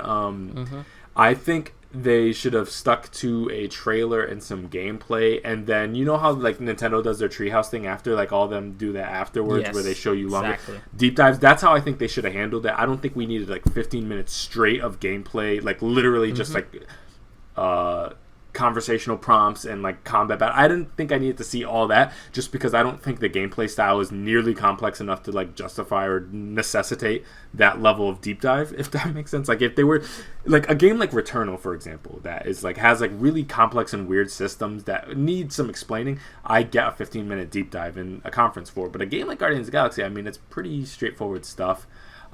My question as we're watching it, I'm like, okay, is this more Spider-Man or Avengers? Some people feel like it's more Spider-Man. I definitely feel like this looks way more Avengers than anything. The only thing is this is IDOS, right, and not Crystal Dynamics. So it's not literally the same team, but it gives me a lot of the same vibes. But I'm not mad at it. I'm going to get it. I like Guardians. The designs are a little bit on the weirder side. Some of them I like more than others. I really like the way Gamora looks like. Rocket Raccoon looks a lot like he does in the comics, so I'm not mad at that at all. Quill looks a little off to me. Drax, I'm not mad at, but it's just really weird hearing someone who like obviously is inspired by Dave Bautista's performance as Drax, but it's not fully committing to it, if that makes any sense. That's the vibe it gave me, where there was like certainly moments where I could hear Bautista's voice, like of how it would sound going from him. So that's going to take some getting used to, is the fact that like we have an active game, Guardians of the Galaxy series right now, but this game series is obviously inspired by it and inspired by the comics, but neither at the same time. So yeah, some of the designs I really like Gamora, but some of the other ones I'm like still, it's going to take some getting used to for sure. And at times it wasn't running the best, and I'm like, well, it's a little choppy for a game that's supposed to come out in October, but at the same time I'm giving the benefit of the doubt. You know, sometimes these performances never show off exactly how it's going to look when the game actually comes out. But generally I'm positive on it. There's just some tweaks I would have made on the presentation. What do you think? Yeah, the same. In general aspects, I'm like, all right, it looks good. It looked like it does play a lot like Avengers. I thought it was going to be connected to Avengers, but it looks solid. I do like. It's a weird decision where like we're only going to play as Peter. I guess they're trying to avoid the Avengers style in that way. I know you make decisions and stuff like that. The designs do look weird. I did see the gameplay not playing so wonky. Like, he was clipping a lot and getting stuck on things and different issues like that. I'm the same way where I know that I'm not even saying that they need to look at the MCU counterparts. I just did Peter and Drax just really look really off to me. I like the Gamora look. I like Rocket. I like Groot. I think Groot's hard to mess up, but we've seen it messed up. But yeah, in general, I think it looks really solid. Really depending what time it's, what else releases around it. Do I wait for a sale? And it's just kind of a mixed bag. But all in all, I think it was a pretty solid showing. Just way too much. I say the same thing. I think, like, man, you really should have done a 2-3 minute trailer with some cutscenes, some gameplay, and that's it. I didn't need to see anything else, because in 3 minutes you see what this game's gonna be. Yeah, true. And I mean, at least one major upside for me personally is, and I know there's that kind of Spider-Man versus Avengers thing, and I feel like it plays like Avengers, but at the same time, the gameplay does give me more Spider-Man vibes, where it doesn't seem so reliant on the idea of, like, hey, we're gonna have constant DLC drops, and you can we'll have all these different skin for these characters, and so almost like the story is secondary, and kind of like the after grinding out missions part is the main gameplay loop of that, where it seems like this one's gonna have a linear narrative where your choices carry some kind of weight, which I actually really, really like. So that's one major thing that I think it has going for it. And I think this game's going to do really, really well, obviously. I mean, it's a Marvel property. I think so as well. The next one, we just need to get it out of the way. Let's just talk about it. Stranger of Paradise Final Fantasy Origin. So this, for you guys that don't know, is a remaster of an amazing PS2 game. I'm just kidding. No, this is a brand new game. Chaos, of course. It's about chaos, and it's about fighting chaos because he's looking for chaos. This is, I guess, a new Final Fantasy game that supposedly takes like Souls-like elements in the gameplay style. I know Nomura is associated with it. I think of the character designs probably. To be honest with you guys, I did not like what I saw. I don't think it looked like it played very well. And it looks like insanely dated to me. Which is strange because literally we just finished playing Intergrade, which is one of the most beautiful games I've ever played in my life. Exactly. And just to see a new Final Fantasy game like this look like this made no sense to me. And yeah, I don't know what their intentions are with this game, but I did not like what I saw. And to be honest with them, I had to look it up on my phone. I'm like, wait, was this a PS2 game? Because this looks like a DMC3 Dirge of Cerberus era thing. Yep. That's what it looks like. 100%. Yep. So I was like, wait, are they remastering an older game that I just didn't know? Because, again, they were dropping a lot of Final Fantasy games back then. So it's very easily could have slipped by my memory for sure. And it looked really edgy back, like, again, it looks like 2005. It looks like it would have had so many AMVs made of it. So I went onto my phone. I was looking it up. I'm like, wait, is this like a remaster? Because if this is a remaster, I'm gonna shoot him some bail. I'm not mad at you. Do what you got to do. But I was like, no, this is new. I'm like, yikes. So I'm not feeling this game at all. What do you think? Yeah, no, I mean, what a terrible showing. The game looked terrible. The Final Fantasy Origin part was rumored with these developers and stuff. It looked like the worst parts of Neo with a Final Fantasy skin on it. Why the character design looks so off? They look so random. I mean, the main character looks so generic. I mean, they showed him in half the time in a t-shirt. Then you released the demo available later today on PS5. I downloaded the demo. The demo data was corrupted. Yikes. So the file was broken. So when it launched, the icon was there. I'm like, let me give it the benefit of the doubt. I'll give it a shot. And when you launched it, it would show the splash screen of the generic male character. And then it would say, file corrupted, please remove from your PS5. Is it still like that? No, eventually they did fix it, so I have gone hands-on. The demo is available now until the 24th. Super small download. I gotta download that. How is it? Have you played it? So I've played it, and you're not gonna like it. Is it why? Oh, is it bad? It plays like it looked. Super slow, super generic. Clunky. Everything's clunky. It doesn't do anything. It plays like it wants to be a Soulsborne game, but at the same time wants you to do sort of all these mechanics. It's loot. It's like loot based. So like you'll kill a monster, you'll pick up a t-shirt. I do like that what you put on reflects what you actually picked up. Okay. But now every time I kill something, I pick something up, I have to go to the menu, go to the armor to look if it's slightly stronger, if not stronger. But it's just all really clunky. It just feels old. This feels like early PS3, even late PS2 game. And it doesn't flow well. It got to the point where I did not complete the demo because I did not want to play it anymore. Wow. Okay. It just doesn't. It doesn't know what it wants to be. Like, is it supposed to be like a Soulsborne Final Fantasy? Because if that is it, it doesn't really hit that. And I get it, and I get that game wouldn't be for me, but it doesn't hit that. But it also doesn't play like it's supposed to be this fast-paced hack and slash because of how stiff the characters are. The character, I don't remember his name, and just everything about it. The aesthetic looks weird. They give you a generic castle. I'll be interested to hear. I know you're gonna play maybe 10 minutes and then quickly delete it, send me a text, and then from what you're explaining, and it'll be over. I have not completed the demo because the game does not feel good to play. So that's my encapsulating of Stranger of Paradise, Final Fantasy Origin, the Chaos Saga. Yeah, I mean, and this sucks because, like, on paper, this was actually this turned out, I think, to be the rumored game that everybody's talking about that has a connection to Final Fantasy 1. And it does really from the trailer, obviously. Yeah, I was really excited. I was like, oh man, this is awesome for them to start fleshing out some of the worlds of older Final Fantasy games. Sounds really, really dope on paper. Mm-hmm. But just look at is the demo really that dark, or is that just a video thing? No, the demo's pretty dark. I had to up the brightness. Okay, but it looked like that PS2 dark. It like not that like my HDR settings are really popping. No, it has that sort of bouncer feel, like that bouncer for sure. Screen, like filter almost. It does look like you're playing with a filter on it. Yeah, it reminded me like when you that launch Xbox PS2 era like horror games absolutely. Too. They have that same thing where it's like a cloudy black, and so that's what I saw in the video trailer. I'm like, that's why I'm like, this has to be a remaster. There's no way this is new, but I mean somehow it is. Wait till you go hands on. Wait till you go hands on with it. I'll let you know. I'll text you when I play. I know you. Oh, I know you will. So I guess next up we got Black Panther and Avengers.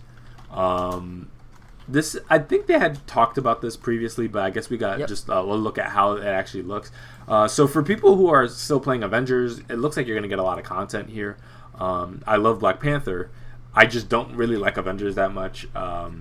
It's just not that type of game that I want to go back to. I had a decent time with it. It's not like I mean, we did a spoiler cast on it, so it's not like I completely think it's a hunk of crap, but it's definitely not something that I liked enough to go back to multiple times based on every DLC drop. Also, the one thing that I was like, okay, I'll come back when they add this, I think they still haven't added, which is Spider-Man. Spider-Man's still not in it, right? Yeah, he's MIA. They have no idea what's going on. You see, I don't know what the hell is going on. All the DLC was thrown off course. He was supposed to come out, I believe, in March. Followed by Black Panther pretty quickly, and nothing. But Black Panther is supposed to be, I guess, a big downloadable update. But it looks like an expansion. Yeah. See, and that's my problem. It's like I like Hawkeye, Kate Bishop, all that. That's cool, but they're not really adding the people that I'm really, really sold on. And Spider-Man or Miles, that's what it would take to get me in. And even if they just threw in a new map or doing a little side quest, I can definitely spend a couple hours in that world. But they still haven't done it. And that's so weird. It's just, I don't know what's going on with that game, but the Black Panther stuff does look good. I'm not gonna act like it doesn't look good. It's just not really what I'm looking to play in Avengers. If there was a Black Panther addition to another games that I felt ran and was better, was a little bit more fun, then sure. But because I love Black Panther, but not in Avengers. Yeah, I feel the same way. I'm like, if they announced just a Black Panther game, I think it would have been definitely way better than this. We got Babylon's Fall gameplay. They showed off Babylon's Fall before. It looks good, but it looks like Square game, to be honest. So if you like modern Square stuff, it's kind of an active combat like you'd see in some Final Fantasy games and stuff like that. So I'm not mad at it. It looks really good, but not the first time we've seen it, so I don't really have any new thoughts about it. Yeah, neither do I. It's weird because this is the Platinum game, and Platinum makes so many games, and they all start at some point. They make so many games and so many IPs where it's starting to look the same. because this looked almost Final Fantasy to me. But Definitely. yeah, it's not the first time we saw it. I didn't feel like we saw anything new, but it's it's kind of time to stop showing. It's one of those things that keeps showing up at conferences. Yeah, of the various things I would want from Platinum, this is just a little bit lower on the totem pole for me. Exactly. Next, we got quick thing, Life is Strange Remastered Collection. We got the release date here for September 30th.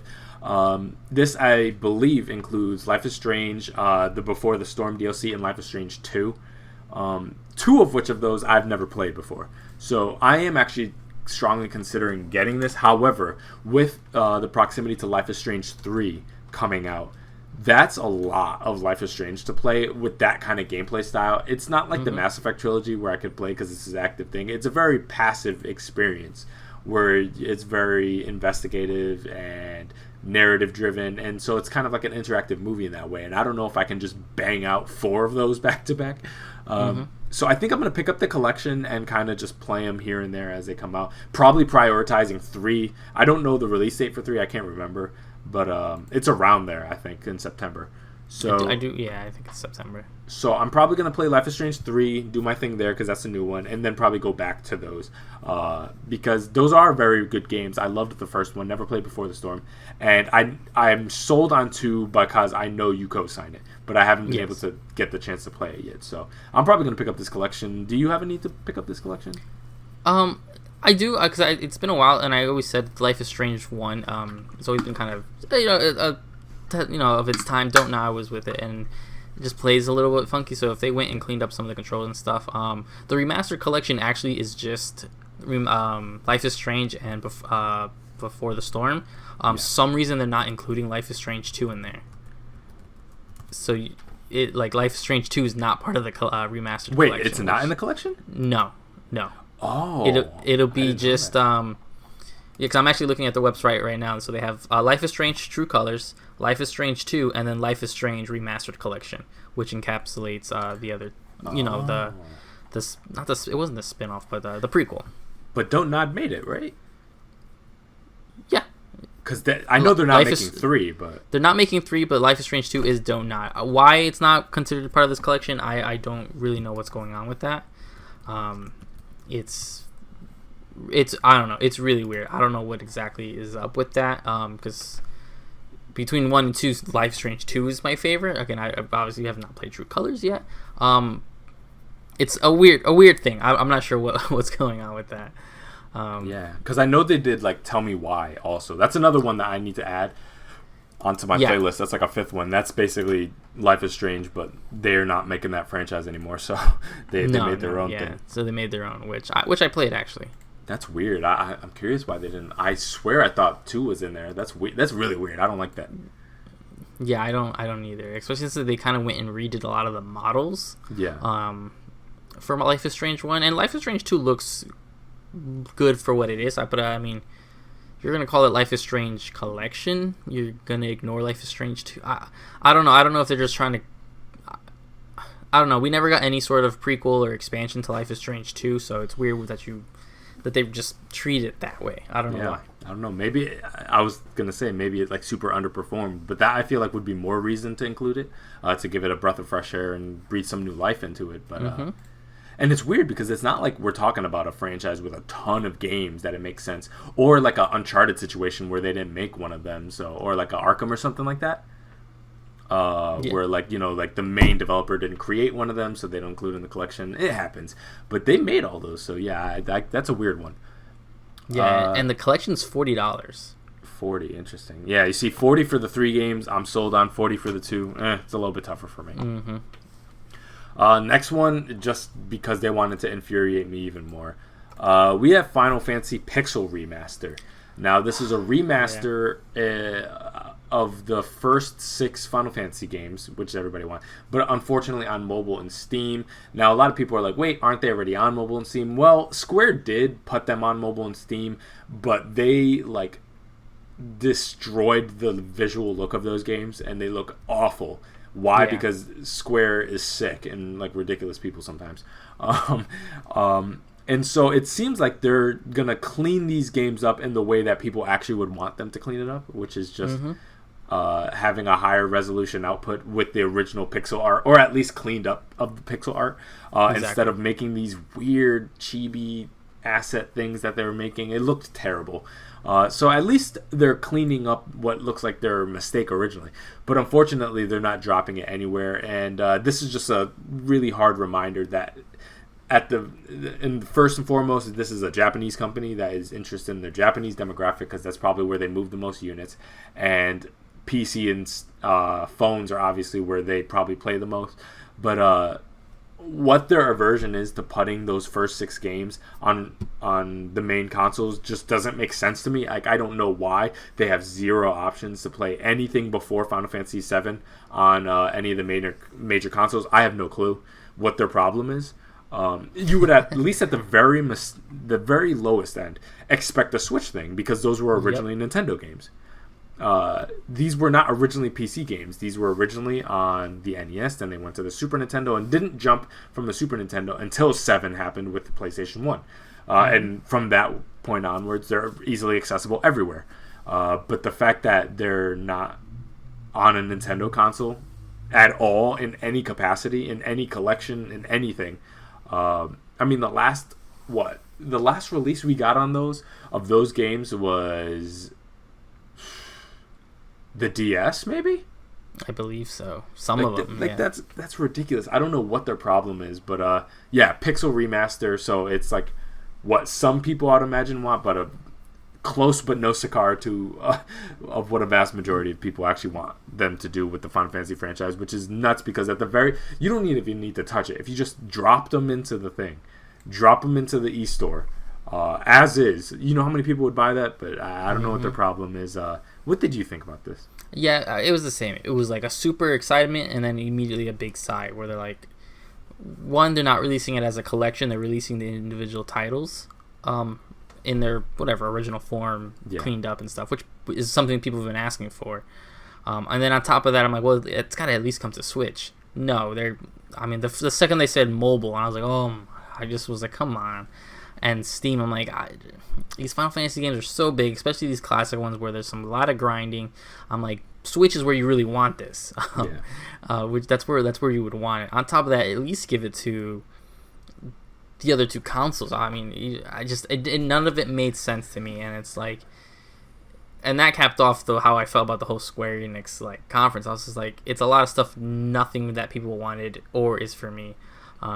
Because again, if you put remastered Pixel Collection 1 through 6 on, you could have charged $60 and people would have paid for it without complaining. On PS4, Xbox, and then I don't care if you also put it on mobile too. That I don't care about, but the fact that you're gonna just exclude them for some reason just makes no sense to me.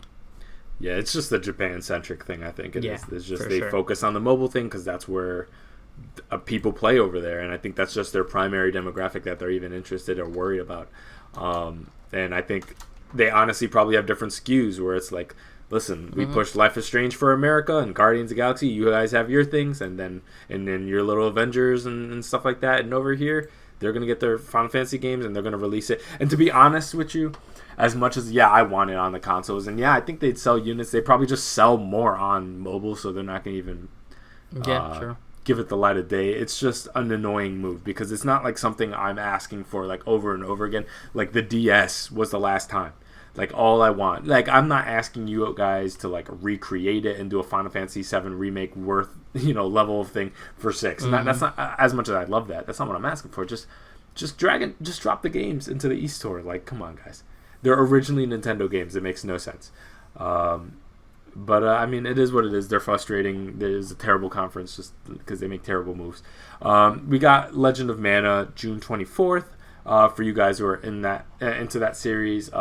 I'm not personally, so I played Secret of Mana, I think, like at some point. So I know there's certainly a demographic for this, but this is definitely something that's way bigger in Japan. Do you have any interest in this? Yeah, it's one of those series I just haven't gotten to because I know this is like the 4th one in that series, and they're like they remaster them like out of order and stuff and things like that. But I know that I know someone who really loves the Mana games, Trials and all that. Yeah. So I'm glad for him. I maybe when I get to them, maybe I'll be happy that I'll be able to just play it on PlayStation 4, or wherever I choose to play it. But at the moment, I have nothing to say. It's good. I'm always for keeping these older games, relevant in the sense that you can play them without having to go dig up a PS1. No doubt. Yeah, so what a conference Square had, huh? Yeah, I guess so. Final thoughts. Yeah. Terrible. But I still don't put it in last place. I have somebody who I think is the last place. But not great. I'm going to get into it right now. Yeah, not great, but I bet there's unfortunately, because E3 was so bad this year, I feel like it's actually in the middle technically compared to all the stuff that was shown off. They get away with it because of the low lows. Yeah, they're lucky that like PlayStation wasn't there this year, and Xbox and Nintendo did great, but we'll get into Nintendo.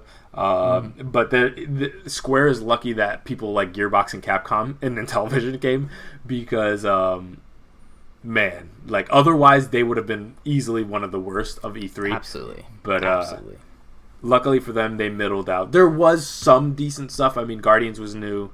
That's not bad. Babylon's Fall has their fans. Black Panther, for people who like Avengers, that's actually a big deal. Yeah, for people still playing. Yeah, and the Final Fantasy thing is annoying, but I know abroad that's going to be more well received, if anything. And there's plenty of people who in the U.S. who also play on Steam the Final Fantasy game, so it's not like I will probably buy Final Fantasy 6 on there. Yeah, me too. I probably am. I'm hook up my controller and just play it that way. I just really rather not, but oh well. Yep. All right, so let's get into a conference I was actually really excited for and was extremely let down. As you know, big Capcom fanboy. That I love. That's pretty much one of my favorite companies. I love all their titles.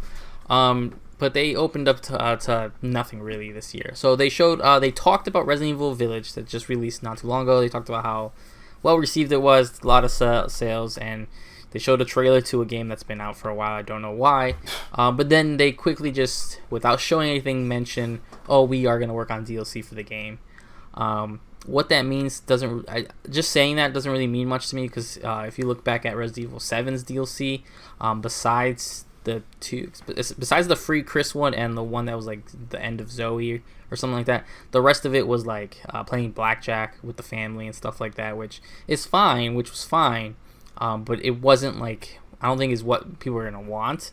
I think people see Village DLC and think prequels with Lady D and the family and stuff like that, and I don't think that's what you're gonna get. I don't think you're gonna get, I'm avoiding spoiler, continuation with a certain character. That is how the game ends. I don't think you're going to get that either. So I think it's going to be a lot of nothing. And then small caveat to add it, the Resident Evil Reverse, which was supposed to be the multiplayer component to Resident Evil Village, which was delayed, will be launching in 2021. The game still looks kind of awkward with that weird cel-shaded filter. But that's all we got for Resident Evil at E3 this year. So there's not much to say, but what did you think of the quick mention? Yeah, the DLC is a non-announcement. Obviously they had nothing to show, nothing to really announce. DLC can mean a lot of different things. If it's anything like 7, it's a lot of different modes and stuff like that. They had like little vignettes that you can, pad out the story with. So I think there is certainly space in this Village story for them to drop these kind of like, hour and a half little vignettes with a side character and kind of, and not a spoiler, but maybe they have like a little Chris DLC again or something like that. I wouldn't be surprised. Or just to flesh out like what he was doing in moments where you're doing your thing with Ethan. I think that makes a lot of sense. I think there's going to be a lot of weird modes they're going to add and different shooting galleries. They already have that one mode that a lot of people really like, so I wouldn't be surprised if they find ways. Yeah, I wouldn't be surprised if they find ways to flesh out mercenaries and stuff like that, and adding characters to that. The Reverse thing, nobody really cared about it before. I doubt anybody cares now. If you bought Village, you have access to Reverse, from what I understand. So it'll definitely be there to give a spin. I'm probably going to watch somebody play it. I'm probably not going to play it myself. But July, luckily it's not so far after the launch of Village that I think that no one's going to play it. That's the saving part. Yeah, it's close enough that I know like a lot of people are going to still have it installed in their console and stuff like that. To the fact that like Resident Evil, so they'll be like, oh, Reverse is out now. Okay, I'll go download that, like, or whatever. Because I'm pretty sure that'll be like a separate app because I think it's technically a separate game. It is. Yeah, so it is what it is. But if you're gonna talk Resident Evil, especially Resident Evil DLC, I want to see what you got. I need some more. If you ain't finding a way to bring back Lady D, don't talk to me. Mm-hmm. Exactly. Monster Hunter Stories 2, Wings of Ruin they showed some new trailer and stuff like that, the post-launch content, and the trial version, which is just the demo, really revealed. I'm not that into Monster Hunter itself. I'm definitely not into the Monster Hunter Stories, which has always been more of a small chibi version of Monster Hunter to an extent. They kept saying that word Monsties, I think it was. This is the one with the Monsties, right? Yeah. So I thought that was funny. I know this is huge for other people, but it was a moment I went to get something to drink and stuff because it looks great for what it is. But I tried the first one, it just wasn't for me. So any interest in the Hunter Stories? No, I'm not really into Monster Hunter. I was at one point, but that was back on like the PSP days, and I know since things have changed a lot with Monster Hunter, and I did jump in back with Monster Hunter World, but it's just not really my kind of gameplay loop. It's just not the kind of style of game that I'm really into. And if I'm gonna play a Monster Hunter game, it's definitely going to be like a Monster Hunter Rise type game. Definitely not the Stories too. Mm-hmm. Yeah, exactly. So the last thing we got at the Capcom showcase was the Great Ace Attorney Chronicles. Shows off gameplay and some new features and stuff like that. And obviously, people have been wanting these to be localized and stuff to come out over here, which is great. I don't think in any world do we need to see 7 minutes of gameplay, especially when the games are basically visual novels to an extent. It's really rough to show just minutes of of them talking. I think it was a huge mistake to show that off. That's definitely something that needed to be in a quick splash screen. I still haven't played the Ace Attorney games. I know a little bit about them, and I would probably enjoy them. I just haven't really got around to them because those are such big time sinks in there. And I always end up having to play with like some sort of guide to help me come through with it. I know people are excited for it. I just think it was shown off in the wrong way. What did you think? Yeah, it's tough because like I think Ace Attorney is like a legendary franchise, so I'm never gonna crap on Ace Attorney.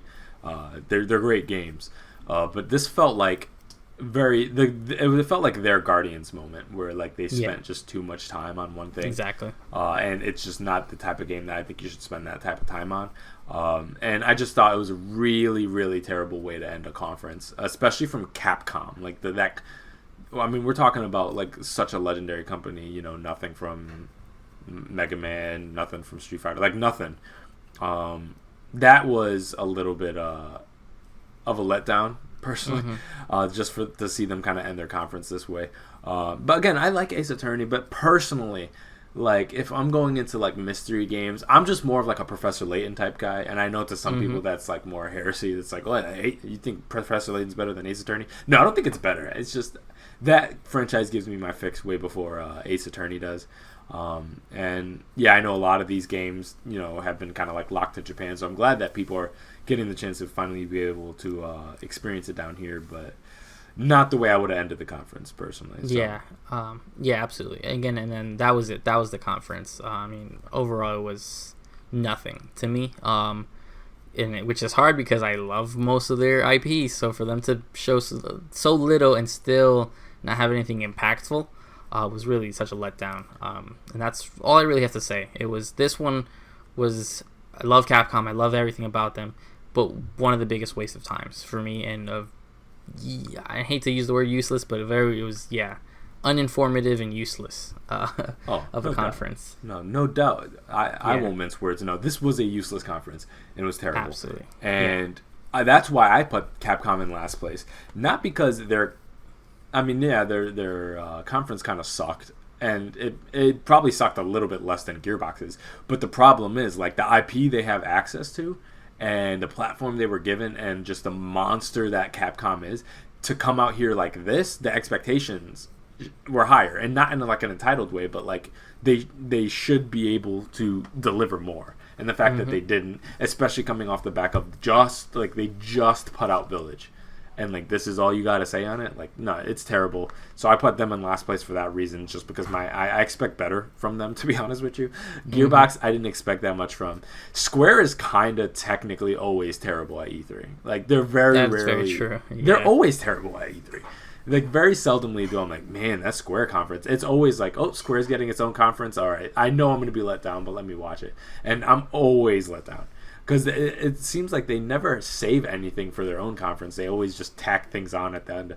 Like, Sony gets the Final Fantasy announced, not their own conference. So it's a tricky situation. But yeah, no, Capcom was terrible. So I guess we can move on to the second to last one, which is one that most people are not even talking about. But it's very interesting because I kind of exist in the retro game scene, and this is a big, rather controversial topic in the retro game community. So we got Intellivision. They got their own conference. Now, their association with with E3 as a conference is tangential at best. I think they got the formal cosign from the ESA, but I don't think like IGN was streaming it or anything like that. They kind of just dropped the video related to it. So it's like, and it's funny that if you go on IGN, I don't even really think they give them coverage. Like, I went on and I was like, okay, I want to see if the amount of stories related to the Intellivision Amico. And I think there's like one story from like 2019 or something like that. So it seems like Intellivision just doesn't really get any traction with any mainstream media outlets whatsoever. So it's really interesting for them to have technically an E3 conference, but like none of the game industry really cares that much about them outside of the retro game community. True. And yeah, it's a tricky thing where like for a long time this has been accused of being vaporware, and it's like, is this ever even going to really come out? Does this exist? Is this a scam? It looks like it does exist. It looks like they're targeting a very specific demographic of non-hardcore gamers. This is older people, this is casual gamers, this is families, and so it's a hard sell to a lot of more hardcore gamers that already have consoles or PCs that want to see things that take advantage of hardware, something new. A lot of these games honestly look a little bit like glorified flash games or phone games. And I see people who are really vouching for it on YouTube, but I'm a little bit confused as to what the hype is for this. I think there is certainly a demographic that could find the Amico fun, but I think it's a small demographic that existed in 2005. I don't think in 2021 many people care. I mean, there's honestly plug and play Nintendo and Sega and PlayStation have thrown their hands into plug and play consoles now. So you can go and buy a Sega Genesis Classic that is plug and play, just like I feel like the Amico would be, for a cheaper price that plays games that are 10 times as good as anything that's going to be on the Amico. So it's just a different world that I feel like the Amico is going to have a tough time existing in. But I gave them the benefit of the doubt for a long time. I avoided speaking bad on them because I wanted to see what they're capable of. But it's just, I'm just not sold on it. There's some interesting tech in there. They showed off the console, which has already been shown off before. For anybody who's paid attention to it, they have the LEDs on the console. They have the interesting controller system with a screen that you can dock into the consoles. And then they showed off some of the games, playing loose with the term like exclusive, what that means. Either exclusive or exclusive content, but we've seen a lot of these games pop up in different venues and stuff like that. So I've paid close attention to the Amico, and the more I hear, the less sold I am. Now, as somebody who hasn't paid as close attention to the Amico, what are your honest thoughts about kind of being more of an outside observer to it? What's your thoughts about it? Yeah, it's funny. I like the look of the thing, where it almost was like two almost cell phones that go into it, and I like all the different aspects of it. I just don't understand exactly. I know they're going for like the family-friendly thing, but you're gonna have to like purchase. Like you said, the big thing is like, why wouldn't you just get a different plug and play that would almost do it? Because I got an email from GameStop. It's like, oh, we have like the limited edition Galaxy Purple. That comes with the free $25 Amico gift card, so you can buy the games on the storefront. And it's just like, super confusing to me. It's one of those things that I avoid speaking on because until I see it in action, and probably here, obviously, I mean, out of the two of us, you'd probably be the one to get it and give that more of a breakdown of it. We'll see. But it's just one of the things. It's like even that, like if I'm like when I think of it and I see it, I'm looking at it now. I'm like, why? Why is this a thing now? And why is it even? It's very confusing. That's like in a different time and realm, I would definitely understand it. Nowadays, I don't get it in any aspect why it's here. But I'm not gonna crap on it until I see what it can do and who they want this for. Yeah, it's one of the. I think anybody with a functioning brain that is paying attention to the game industry can tell that this is gonna flop really hard. Obviously, I mean, I don't think there's much debate about that. Mm-hmm. I mean, there's probably some deluded people in the comment sections of some of those Amico videos who genuinely think it's gonna pop off. This has got like Uyatu like written all over it, but the difference is the game industry was kind of convinced by Ouya. Like there were some articles written by some major outlets actually convinced that was going to work.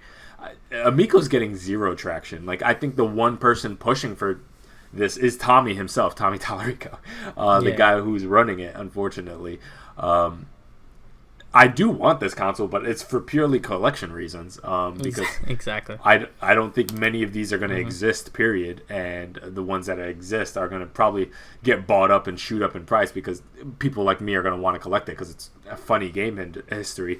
But yeah, man, this is not it. But I do still wish them the best. I don't think this is a scam. I think there are going to be people who pre-ordered it who are going to get it and they're going to probably like it. But I think there's an incredible amount of delusion surrounding this console that part of me is like intrigued by, but at the same time horrified by. That I'm like, oh my god, there's like these really, I'm seeing like these 45, 50-year-old dudes who are on YouTube like genuinely arguing for the merits of this console, which is just strange. It's like, well, do you know everything's family friendly on here? If you go on the Nintendo eStore, it's like, bro, you're not gonna out family Nintendo. I don't care that there's Doom is on there and stuff like that. I think the kids are okay. Like I think they're okay, but they'll be fine. Yeah, well, speaking of Nintendo, let's talk about the next one because and run us through it because this is where E3 gets a little good. Yeah. Well, we're on it. We're on the final one here. So I've had enough in television. Yeah. So Nintendo had a lot of mixed stuff. So I mean, we'll get to some of the bigger ones. Some of these are going to be, I guess, quick mentions. But the big one, Legend of Zelda: Breath of the Wild 2 gets a 2022 release window, and a new. I like to say teaser trailer because we didn't get to see too much more new gameplay. Yeah. I mean, we could spend hours talking about the little they shown in the theories, but it looks like more Breath of the Wild. It looks like some more expanded features, some different islands. Looks like you got some sky areas to explore and stuff like that. So, I will get this game when it releases, but I do need to be convinced more that this isn't just another quick Breath of the Wild stuff. I want stories. I want some sort of dungeon system. But the little we saw, what did you think? Yeah, I mean, I'm liking what I'm seeing. Of course, I mean, it's Breath of the Wild 2. I was really hoping for at least a title. That was one thing I was a little bit surprised by. I was expecting them to drop the title, or at least a temporary, pending title. So because I'm sure it's probably not going to be called Breath of the Wild 2. I'm just they have confirmed that. Yeah, so I'm really curious to see what it actually is called.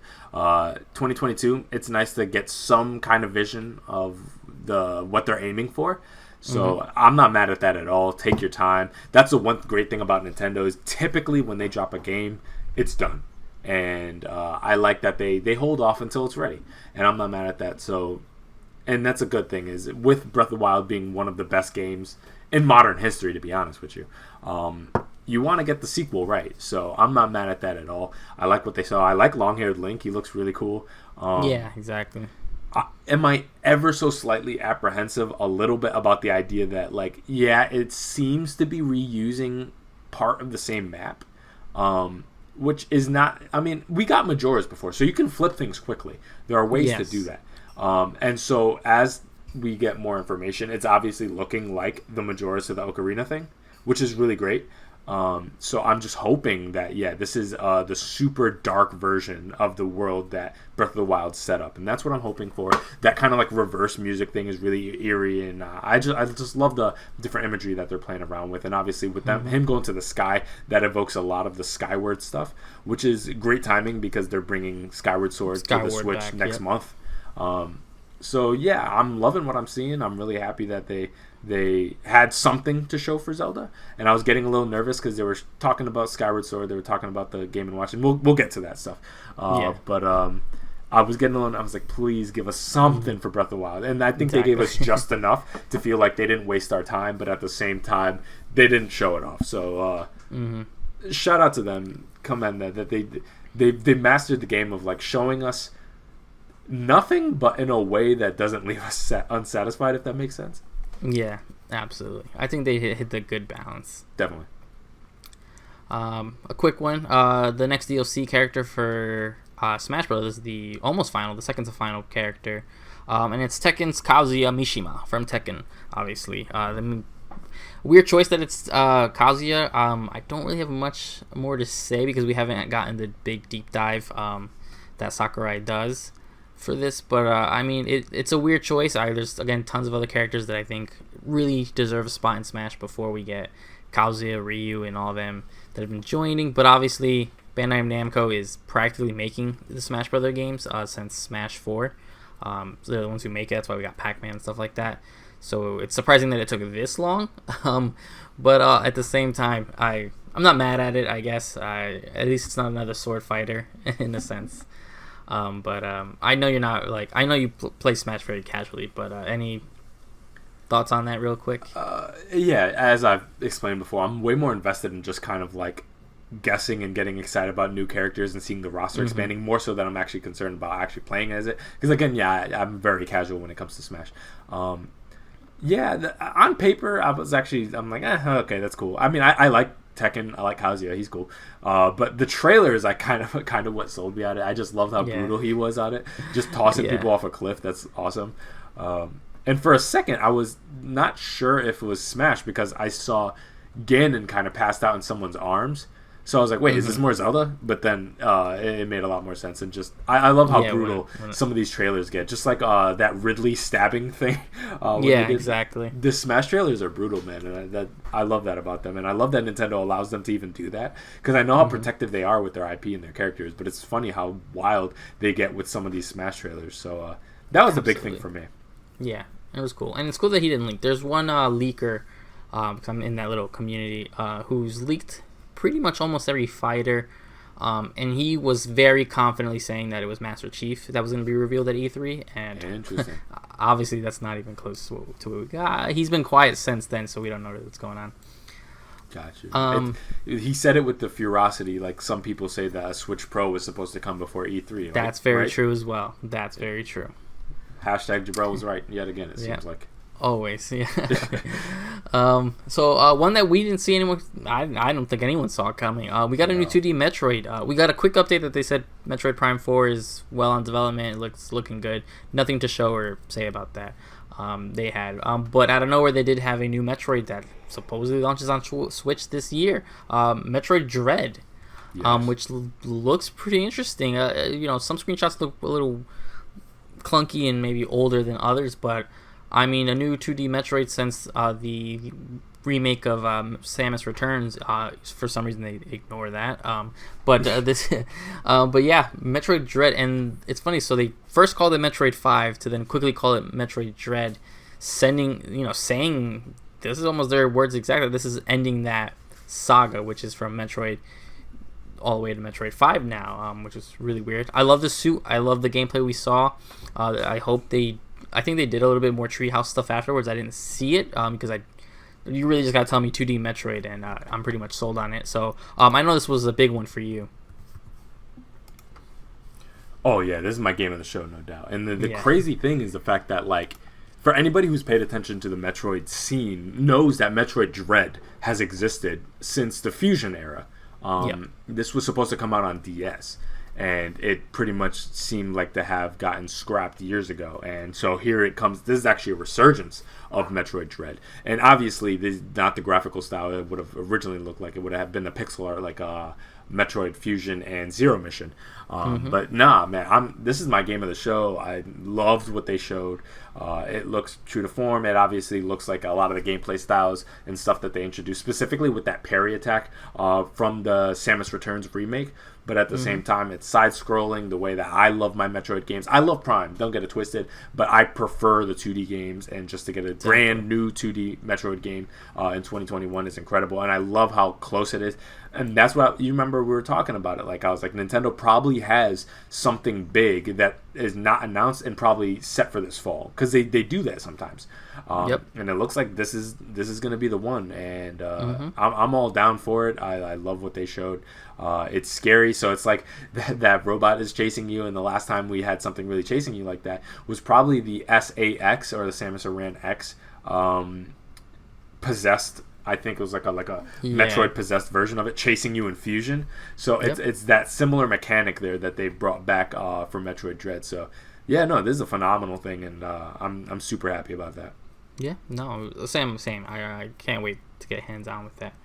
The next one, Mario Party Superstars, which is, I think this is like the third Mario Party collection that they do, where they choose 3 or 4 or 5 old boards from all the different Mario Party games, and some of the best mini games, and they kind of repackage it together, which, I mean, looks super interesting. I played the latest Super Mario Party, which was the semi-reboot or whatever, when it came out a couple years ago, but Mario Parties nowadays, I play them usually once or twice, some mini games here and there, and that's it. I liked some of the mini games that they showed. Again, it's just times have changed, and Mario Party's in a different world, but I think it's cool for those who really like to go back and re-experience them. Any thoughts on that one? Yeah, I don't have a really hard take on it. I kind of fell off of Mario Party on Mario Party 7, I think, on my GameCube. That was the last one I really put a lot of time into, and then I think I got 8 on Wii, and I didn't like it, and I never really went back. I haven't played any of the newer ones. Yeah, you're right. I think this is the third collection, because I'm pretty sure there was one on 3DS, or maybe 2 on 3DS, and then I think there was this 2 one maybe. Yeah. So this is not the first collection we've gotten before, and on paper, I mean, I could see being sold like 100 mini, because that's the thing is I love the mini games. I've never been into like the whole board thing, but if you take away that and you just make it simple and just play the games, I'm down. I've always just gone to like the mini game collection area, so I'm not. So yeah, I mean, it's probably I'm not gonna get it, but I understand that there's a big fan base of people who like that kind of stuff. Yeah, I'm glad it's there though, not. For sure. So continuing off the Game and Watch collection that we saw last year or the year before with Mario, we got a Legend of Zelda themed one, which looks fantastic. I know you lost your mind when you saw that. I actually didn't expect us to get any more of them. To have Legend of Zelda on there with all the almost like weird minigame clock style stuff that they had in it. The little box that comes in also displays it, which I think is really cool. So I mean, I know this is a day one purchase for you, so. Oh yeah, I've already bought it, but great thing. Yeah, I mean, I got my Mario one right over there, still in the box, opened but still in the box. It's an amazing display piece, so I'm excited to really jump into the Zelda one. And they said the sacred words. All you have to say is Link's Awakening. That's it. Cut off the message. We're done. I'm buying it. It was over at that point. Yeah. Cool. A new WarioWare game also was announced in September, and the Wario games have always been like these little micro bite-sized games and stuff. I'm a big fan of like the first one, and some of the other ones that came out very early. Ever since they've always gotten kind of like gimmicky, and I kind of have that issue with this one, where it's like choose your chibi person, and they're gonna have a specific effect and stuff like that. But these games usually are pretty popular. They actually become pretty rare after a while, because there was one on Wii U that became very hard to find. It's really expensive now, but it's cool. It just looked like more WarioWare, which it didn't like sell me on it, but I was like, all right. At this point, I was like, it was all icing on the cake for me. So yeah, new WarioWare. What'd you think? I like WarioWare. I just haven't played it in a really long time. I mean, I was probably in middle school the last time I really dived into a WarioWare game, but I really liked it back in the day. And so I was like, I was like intrigued by this one. I'm like, you know what? Like I actually might be around that time to jump back in because it's a brand new. It's on Switch, so I might jump into that. I've always been intrigued by that world. The fact that like Wario really does have its own thing that people don't really talk about. The fact that there's this entire robust cast of characters that don't really exist outside of that franchise, and it's it's Wario's little world, and I think that's pretty awesome. And so I'd love to be able to dive back into that because it's been so long. But yeah, we'll see. We'll see what happens in September, and depending on how much is out, if it's like a little bit of a lull and nothing's out yet, no Far Cry yet. Kena Bridge of Spirits is in August, so I'll probably have had some time with that.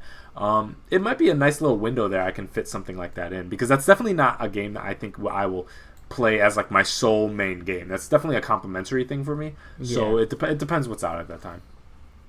Yeah, definitely. Next one was Advance Wars, finally getting a comeback. Not a sequel and not ports, but it's Advance Wars 1 and 2 Reboot Camp, which is obviously just sort of remakes of Advance Wars 1 and 2. I'm really happy Advance Wars is back. I'm not crazy about the really simple chibi art style that they went with. But if that's the trade-off to have it back, some people really like that new cutesy style. Yeah, a lot of people like it. Yeah, if that's what we have to do to get these games back, then I guess I will accept it. But available later this holiday, which was kind of out of nowhere. Yeah, I'm like super excited the fact that Advance Wars is back. I loved Advance Wars back in the day, so honestly, and maybe I'll just speak for me, but probably you in the same boat. Yeah, I'm definitely more biased to that pixel art style, to be honest with you. Yeah. So that's just my preference, honestly. So it's not something I hold against it, but yeah, I'd prefer if the art style was more similar to that. Honestly, my dream is this game exactly as it is in the Octopath Traveler look. So like the 3D pixel art thing is definitely my preference. However, I'll take Advance Wars. However, as long as they say it's the remake of those first two games, those games are incredible. So as far as the gameplay, if the gameplay is sound, then however it looks is very much a secondary thing. I'm not too worried about it. Yeah, and again, it seems like we might be in the minority of that anyways. A lot of people seem to love the way it looks. Not really my thing, but and I had jokes for it. I sent you the picture. It looked like Battalion Wars, man. But But again, I'll take Advance Wars however it comes. Yeah, maybe it'll grow on me, that look. It probably will. Next three ones we probably guess can just more Mario and Rabbids Spark of Hope gameplay. We discussed that last time. It's more Mario and Rabbids. It's the sequel. Not much else to say on that. Life is Strange collection that we just also discussed will be coming to Switch, which makes sense. I'm glad that's also being there. The more available it is to people, the better it is.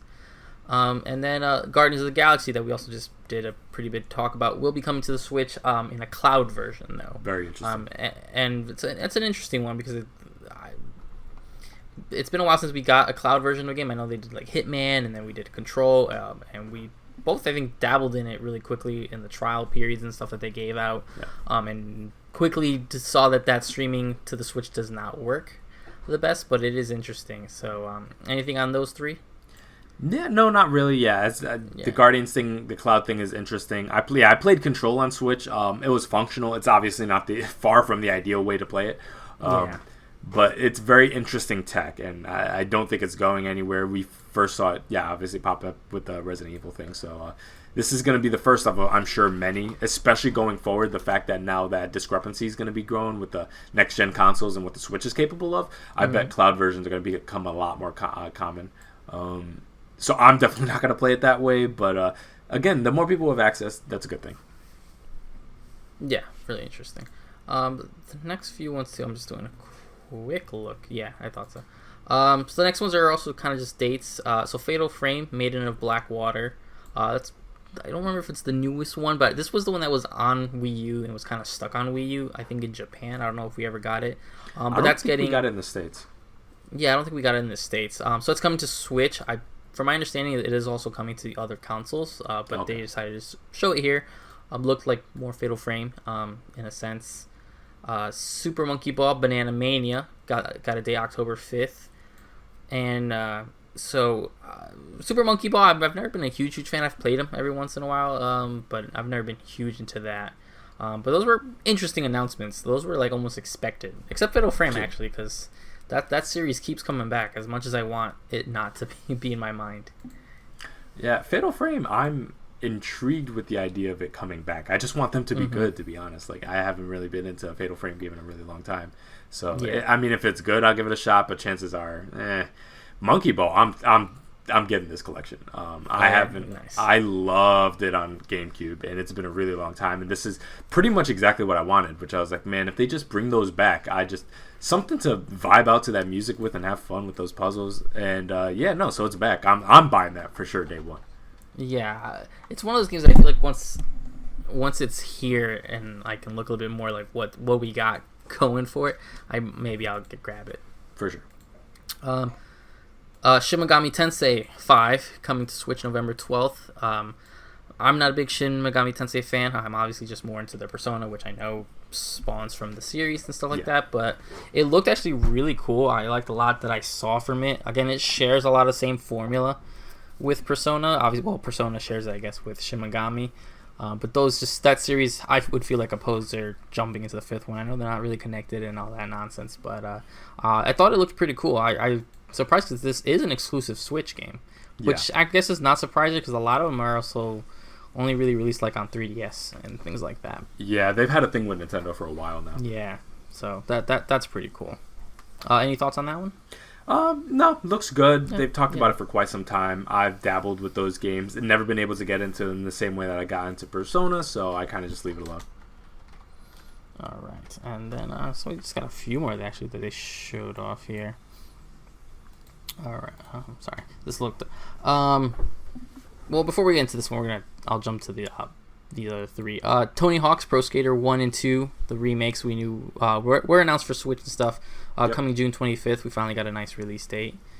Worms Rumble, which is like a weird Smash Brothers hybrid of Worms, which was a PS Plus game for PS5. One of the months. I mean, the PS5's only been out for a few months. It's there, so that's coming to Switch as well. And so is Strange Brigade, which I remember coming in like 2018 to the other consoles, which is like a third-person co-op shooter. I'll be interested to see how that runs. I was never really sold on it, but again, more games on the Switch is never as bad as long as they're done right, is how I always see it. And then this last one I can't recall. What is Cruisin' Blast? Cruisin' Blast is like a racing game. I'm just not 100% sure if it's part of the Cruisin' USA. Okay. So yeah, I'm franchise. looking at it now. Yeah. Okay. So yeah, that's a racing game. I looked over this list and for some reason this one completely missed my mind. But yeah, it does look. It almost looks like those classic arcade racing, which almost like those Cruisin' USA things. So yeah, I mean, again, more games to Switch is never bad. Any thoughts on those four? Nah, for the most part. I mean, maybe Cruisin', depending on how much it launches for and if it's actually even good. I can take a Switch arcadey racing game if it's done right, but exactly. I don't have enough information to say whether or not it's going to be a hunk of crap. I don't know. I could see it being terrible, to be honest with you. Exactly. But a big one that I skipped just to change up order. Yep. Danganronpa is coming to Switch. I remember kind of speaking about this is where I wish the series would go when they were starting to port them to mobile and things like that. But yeah, so Danganronpa Decadence, which is now going to be a collection for the main three, unless I'm wrong from what I understand. It was the main three Danganronpa games, 1, V2, and V3, plus the sort of spin-off minigame that is in one of them. I forgot which one started that. I think it's 2, right? The 2 started that minigame, which had like the board game, and they're gonna add content from the other one.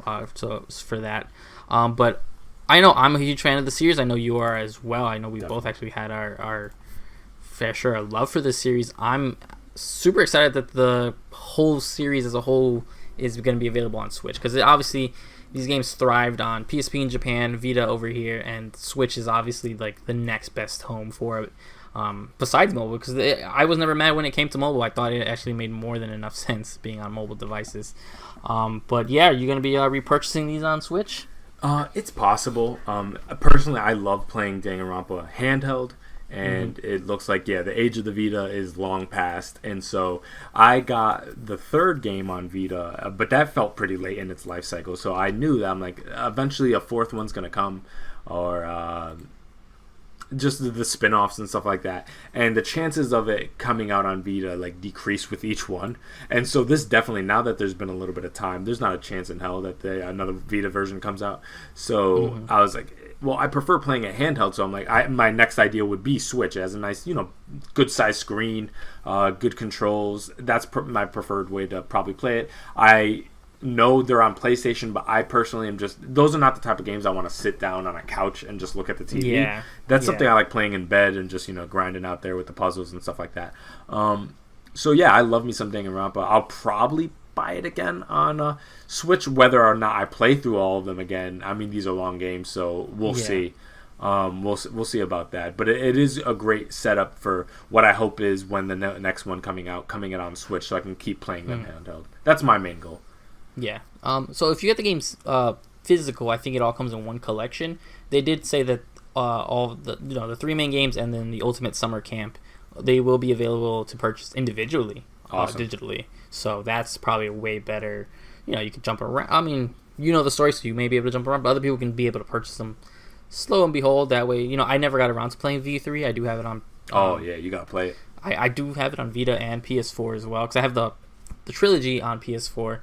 I just haven't jumped into it. I think the option of that, I don't have to buy all of them, and I could just buy V3, and it's not like saves don't carry over or anything like that. So I think that'll be the best way, because on the commutes is the best time for me to play those games. Yeah, for sure. I think so. Yeah. And that was it. That was overall for that was it for Nintendo, which even in a packed year, they would have stood toe. I know they don't always technically show up at E3, but they have their thing. Even when they used to do it in person, they would host their event across the street and stuff like that. But overall, I think it was a really solid thing, and this is what we liked to see from E3. This is what we like to see from Nintendo, where they're like, here's some big hitters, here's this mystery, here's this out of nowhere announced, Metroid game, and then of course here's the stuff that you want for that, Breath of the Wild 2 and stuff like that, and of course just more games on the Switch, like Danganronpa and that stuff that keeps us, keeps our Switches dusted off in between the big titles. But overall, what did you think for Nintendo? Yeah, I think very solid showing. Not mad at it at all. No, absolutely. Nice, healthy mix of third-party stuff, first-party stuff, bigger games, new announcements, kind of bringing things back up to get release dates. They had games, they had hardware like the Game & Watch. They had old franchises coming back. They had brand new stuff. So, I mean, and they had updates to existing stuff like in Smash and stuff like that. I mean, they pretty much hit everything you would need to hit. And so I think it's easily one of the best of the E3. Not even, well, we'll get into that because the next we'll go over our overall feelings for E3 this year.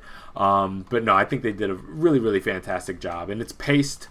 It was paced beautifully. And this, to me, is just a masterclass of just like though they not only created the whole direct format of just those direct videos, but they're still kind of the masters of it. That these other guys still have problems really hitting that master pacing, where it's like the way they use that 30-45 minutes was amazing compared to these other companies. So big thumbs up from me. No, absolutely. So I guess we can jump into our overall thoughts about the E3 in general. So, Steve, let you go first. What did you think about E3 this year? And after that, who do you think won and who do you think lost? Overall, I think we definitely could have skipped E3 another year. I know the ESA has a lot of stuff and investor and all that whole organization that the bureaucratic part we're not going to get into. But overall, we obviously said a lot of these people didn't need to go, couldn't go, probably were contractually to go. Gearbox, Capcom, obviously didn't really have much to say. Instead of not showing up, again, I don't know what it was that they showed up for in general. It's funny because the two big winners, obviously Xbox and Nintendo, could have had these events without them. Nintendo does their directs all the time now, and Xbox has started doing that sort of. I forget what they call those little play events and stuff that they do. So it's funny that the two people who really won E3 to me. Comparing the two, obviously I would have to say Nintendo really took it home. For me, they're definitely the winner. And loser, I mean, I can't get around it. Capcom in every aspect. They showed nothing. We didn't even discuss it here because I would have went on a rant on that whole Street Fighter the Capcom Pro Cup segment that they had. And in every aspect, they really delivered zero. The one thing they delivered is such a niche game. Actually, two things. Rise is not Rise. The stories, Hunter stories and stuff like that. Monsties. Yeah, with the Monsties. The two things they showed were such niche things that there was nothing. I felt like I was very upset that I could have been playing Ratchet and Clank, and I decided to stop to watch the Capcom thing. So overall, E3 shouldn't have happened this year. Or if they did way smaller thing, have everybody send 15 to 20 minutes of content, and that was it, and done the whole thing. The schedule was all sporadic, and really only the two people who didn't need E3 and don't need E3 to succeed made off great. Everyone else pretty much had very poor to nothing to show. So what was your final thoughts? Yeah, my thoughts are pretty much very, very similar. Really crappy E3 this year. Obviously, I would imagine just COVID put a lot of people's plans. Exactly. And just a lot of people are just not prepared. Just why they insisted on showing up, I don't know. So, yeah, no, crappy E3. I can't say it was completely trash because we got some good stuff out of Xbox and Nintendo. Nintendo took it home for me pretty easily. I thought Xbox did very, very solid, but I mean, in terms of just versus Nintendo, not even close. I think Nintendo first place by far, and I think there are arguments to be made that there could be multiple people in last place. But yeah, I also got to put Capcom. Just the sheer amount of projects and IP that they have to to be able to pull from, and that's what you come with. Nah, exactly. Absolutely not. So yeah, no, super last place for Capcom. That's a shame. You probably shouldn't have done that conference, period. And I would say, funnily enough, is that I think Bethesda, even though getting bought out, them tacking on to Xbox's conference was a brilliant move because flex those muscles. We're coming off of multiple years of Bethesda conferences being trash. So the fact that they don't really have to stand by themselves anymore and be able to kind of slip their stuff in with the Xbox stuff, I think really works really, really well for both of them. So yeah, that's kind of my general thoughts. But yeah, our big E3 show, we're just under 2.5 hours, so that's a record for us. I think so. But so that's E3 for you guys. I hope you guys enjoyed our coverage. We're going to have lots of news for you, not next week, but the week after. So keep your eyes out for that. So this was the NeoVintage podcast. I'm Jabrell, and I am with Steve. Hope you guys enjoyed. And we'll see you guys the week after. Bye.